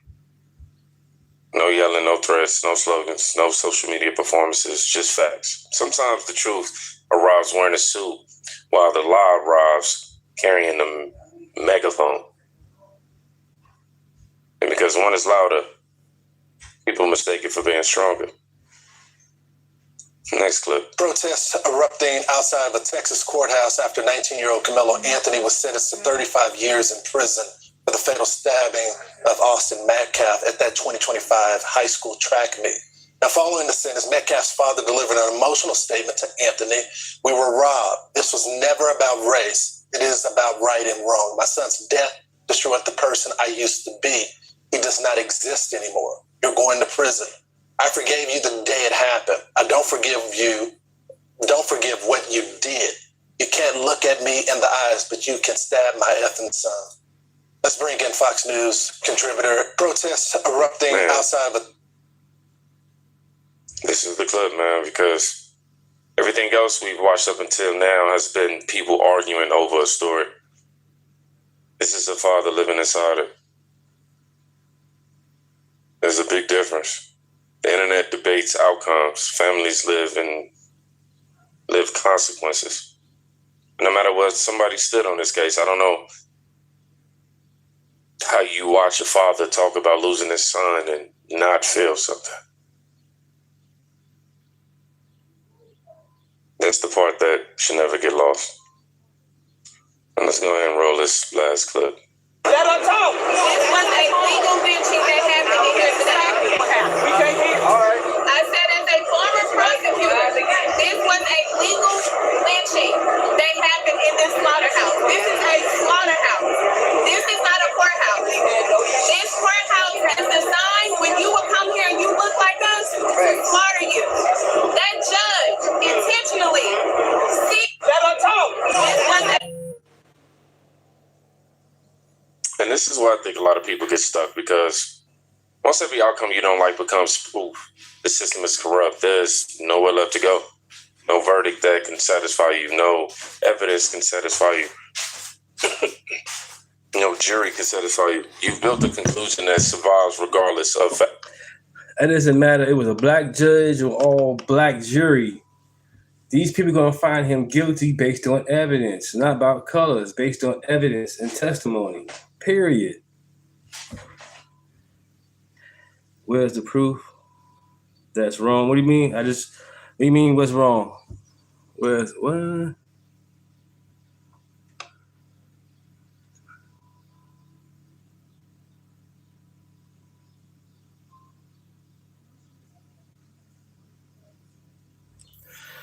Right. Also, Carmelo Anthony's pretend lawyer. Carmelo Anthony, pretend lawyer, blaming white people. Blaming the whitey.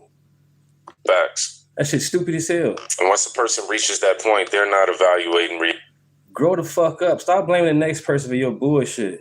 reality anymore. They're Proof just that the protecting system our has story. it out for black folks. I don't believe in that bullshit at all. Proof that the system is out for black folks. I don't believe it is. I don't believe it. I'm from Chicago, from the west side of Chicago. I had no problems with the cops. I did armed security. I was a head of security at Austin High School, and I was a barber. I had no issues in Chicago. I was cool with the cops.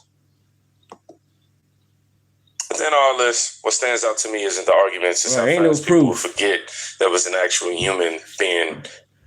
Stop doing dumb shit and comply. You're good to go. In the middle of all this. Man. Austin Metcalf isn't a hashtag. His family isn't content. And this case isn't some game where people pick teams and scream at each other online. A young man lost his life. Another young man is going to spend decades in prison. That's tragedy, no matter how you slice it. Now, before y'all get up out of here, I got something to say that has nothing to do with politics, race, courtrooms, or headlines. Right.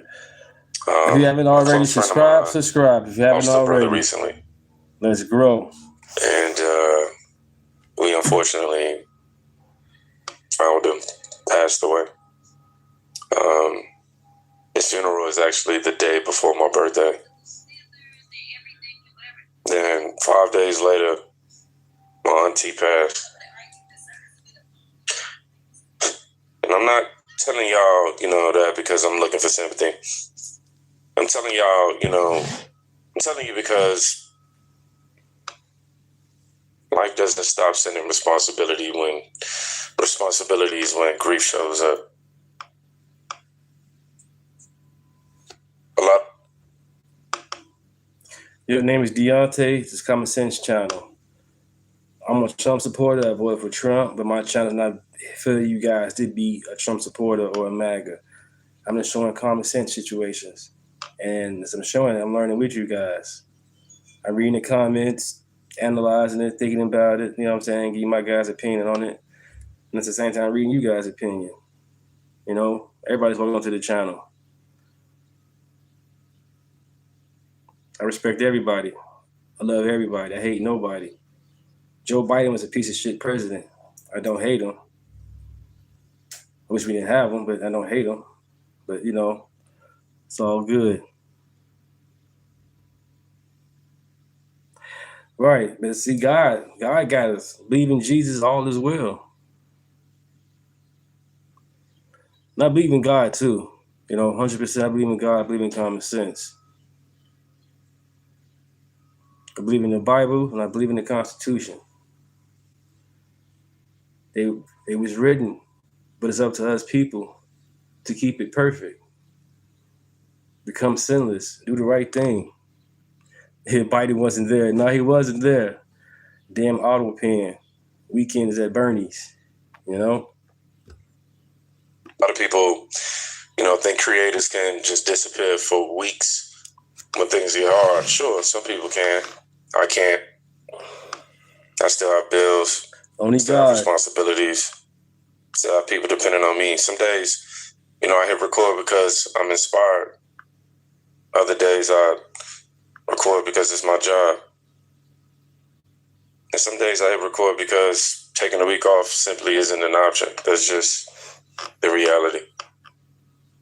But while I've been trying to, you know, keep moving, the family is trying to bury someone that they love. So if you're able to help, there's the GoFundMe linked in the description and also the pinned comment. And if you can donate, that's okay. If you can't, that's okay. Just share it. Pray for them. Pray for us.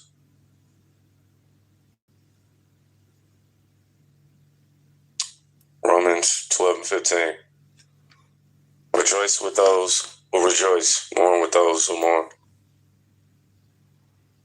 Y'all be safe. Go check on somebody today. You can quite literally be saving their life. I love y'all.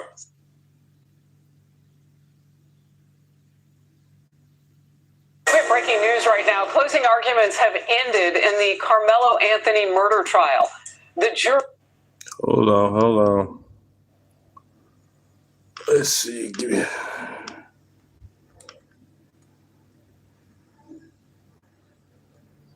Collin County, Dallas, Texas.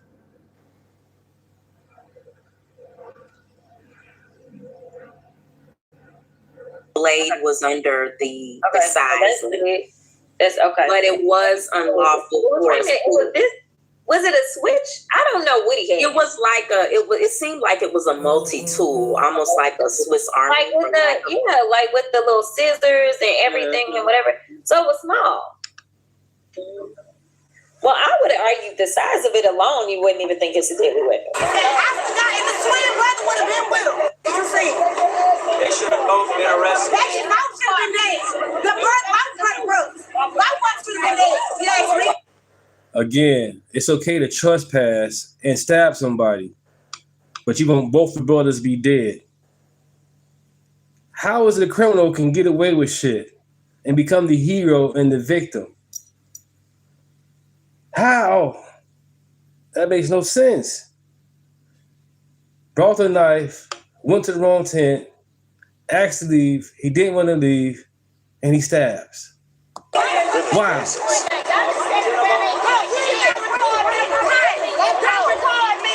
Collin County, Dallas, Texas, Arlington, Grand Prairie, Irvin, Dalworth, Plano, Denton, Keller.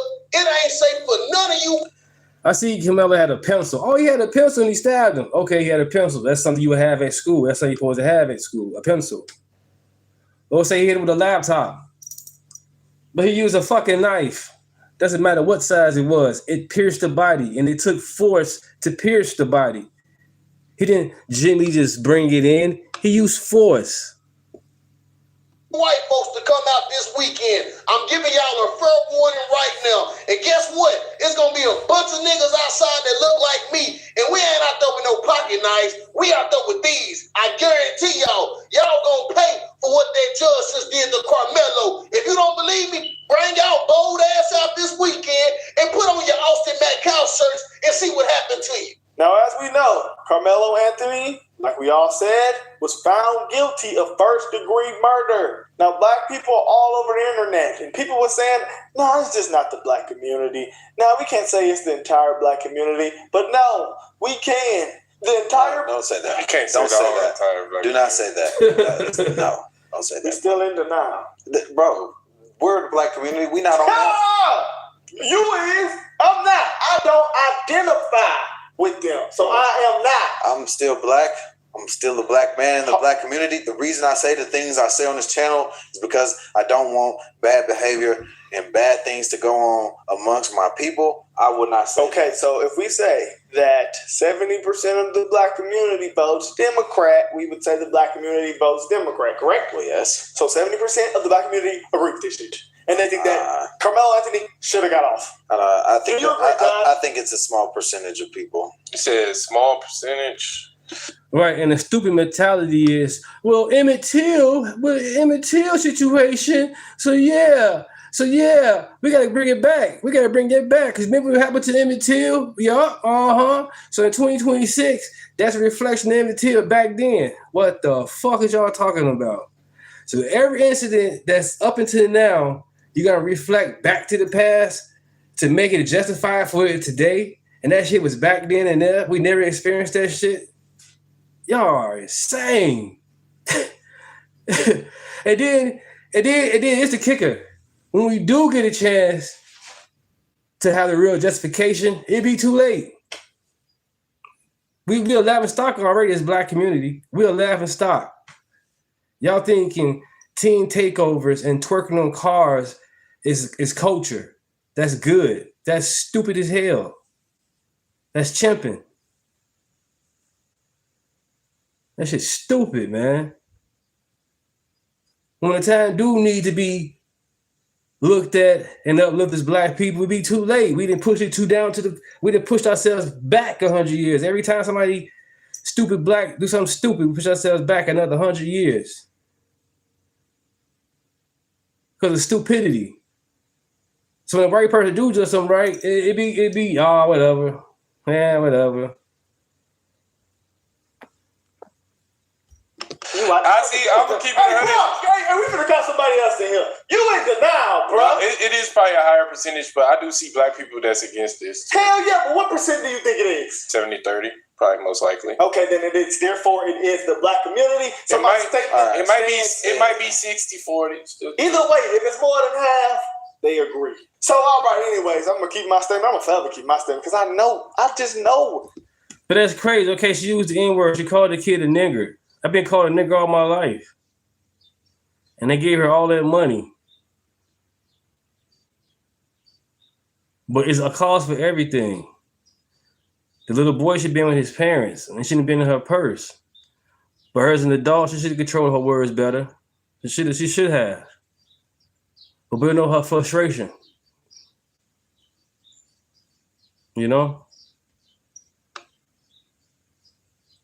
Okay, arguing life, no problem. All on Facebook right now. Everybody's sad. My family on Facebook is sad, brother. I spoke to my dad about it this morning. He said this is a simple case. We're not gonna be going. He said this is a simple case. Brandon, let's not go there, brother. Your people are lawyers. Let's not go there, brother. They know the law. Your mama's a lawyer. She knows the law. Obviously, they gonna think differently, brother. We talking about the black community. We talking about my family, my family. Oh, come on Facebook. They agreeing with this shit. They agreeing that Carmelo was innocent. We have to just realize, guys, it's really simple. You don't go in an opposing team's area. Yes, he did know somebody. It's not that, Brandon. I promise you, it's not that far, bro. We already did. They believe if you touch somebody, you should die. Yeah, that's the problem. That's the ideology right now. Look, y'all know how we feel, but black people are calling for violence right now. We already got the money set aside for appeals bond. Why? All white jury. Thank you. The judge and the DA are buddies, along with the dad, best friends. That's been our trump card. Fuck this dude, man. This dude is a piece of shit, man. He gonna flop to anything. First he a Trump supporter. First he didn't like white people. Now he a Trump supporter. Now he with Anthony back with Anthony. This man Kamala Anthony. He on bullshit, man. That's what I'm saying. These guys right here, these big influence, y'all listen to these people, y'all pay them, watch their videos and all that shit and get sent off. That's petty as hell. On my channel, I'm showing you guys truth, realness, facts. But this piece of shit, he blows up and get paid and sending everybody off. That's not cool. Pray for this man. We've been holding, we already knew that. God has spoken. And you cannot make me believe that as many gray hair white women on that jewelry that's dealing with white guilt about going to heaven. It's not gonna have no compassion about a kid that's been straight A from the time. Yeah, he's a real grifter. At first I was like, nah, he cool, but no, he's a grifter like a motherfucker. This man is a straight send-off. He don't care about nobody but clouts, clicks, and getting paid to do interviews. He on bullshit. He's ever read a book in school, has no history of violence, has saved children's lives by risking his own life by jumping in to save somebody from drowning. People care about. Nobody gives a fuck about nothing we give a fuck about, bro. They don't care about saving us, bro. They don't care about, they ain't even giving a fuck how it look no more, bro. This shit look all racist. We look like we back in the 50s, but they don't even care. They doing it in our face and showing us we still don't mean nothing to them, bro. They showing us every day, every which way, bro. How could you turn around and convict Carmelo Anthony of a murder like this after y'all just let Rick Child off a murder? Then you got all these Asians coming up trying to tell us how we should feel. Carmelo Anthony has been sentenced to 35 years in prison for the murder of Austin Metcalf. He will be eligible for parole after serving half the sentence. The main thing that we all should be doing right now is being fucking successful. That shit is the cure to everything. That's what they hate. They don't want to see you successful. They don't want to see you with the big ass house next to them. They don't want to see you in that position. So who the fuck he talking about? They? What is he talking about? Who don't want to see you moving next to them? Especially if you come with some common sense. You come to neighborhood, not ghetto, not blasting your music all day, smoking weed, you know what I'm saying? The door open loud, music just blasting. You're not cutting your grass. Yeah, I don't want you around. You're ignorant. You're not showing respect to the neighborhood or to yourself. So yeah, I want certain people around my neighborhood. But what this guy talking about, man? Stop comparing ourselves. That's the problem. Going to social media, scrolling and looking up to people. Look up to God. Follow Jesus as a hero. We look at these influencers and we go crazy. Oh, he right. Damn. Do your own research. Damn.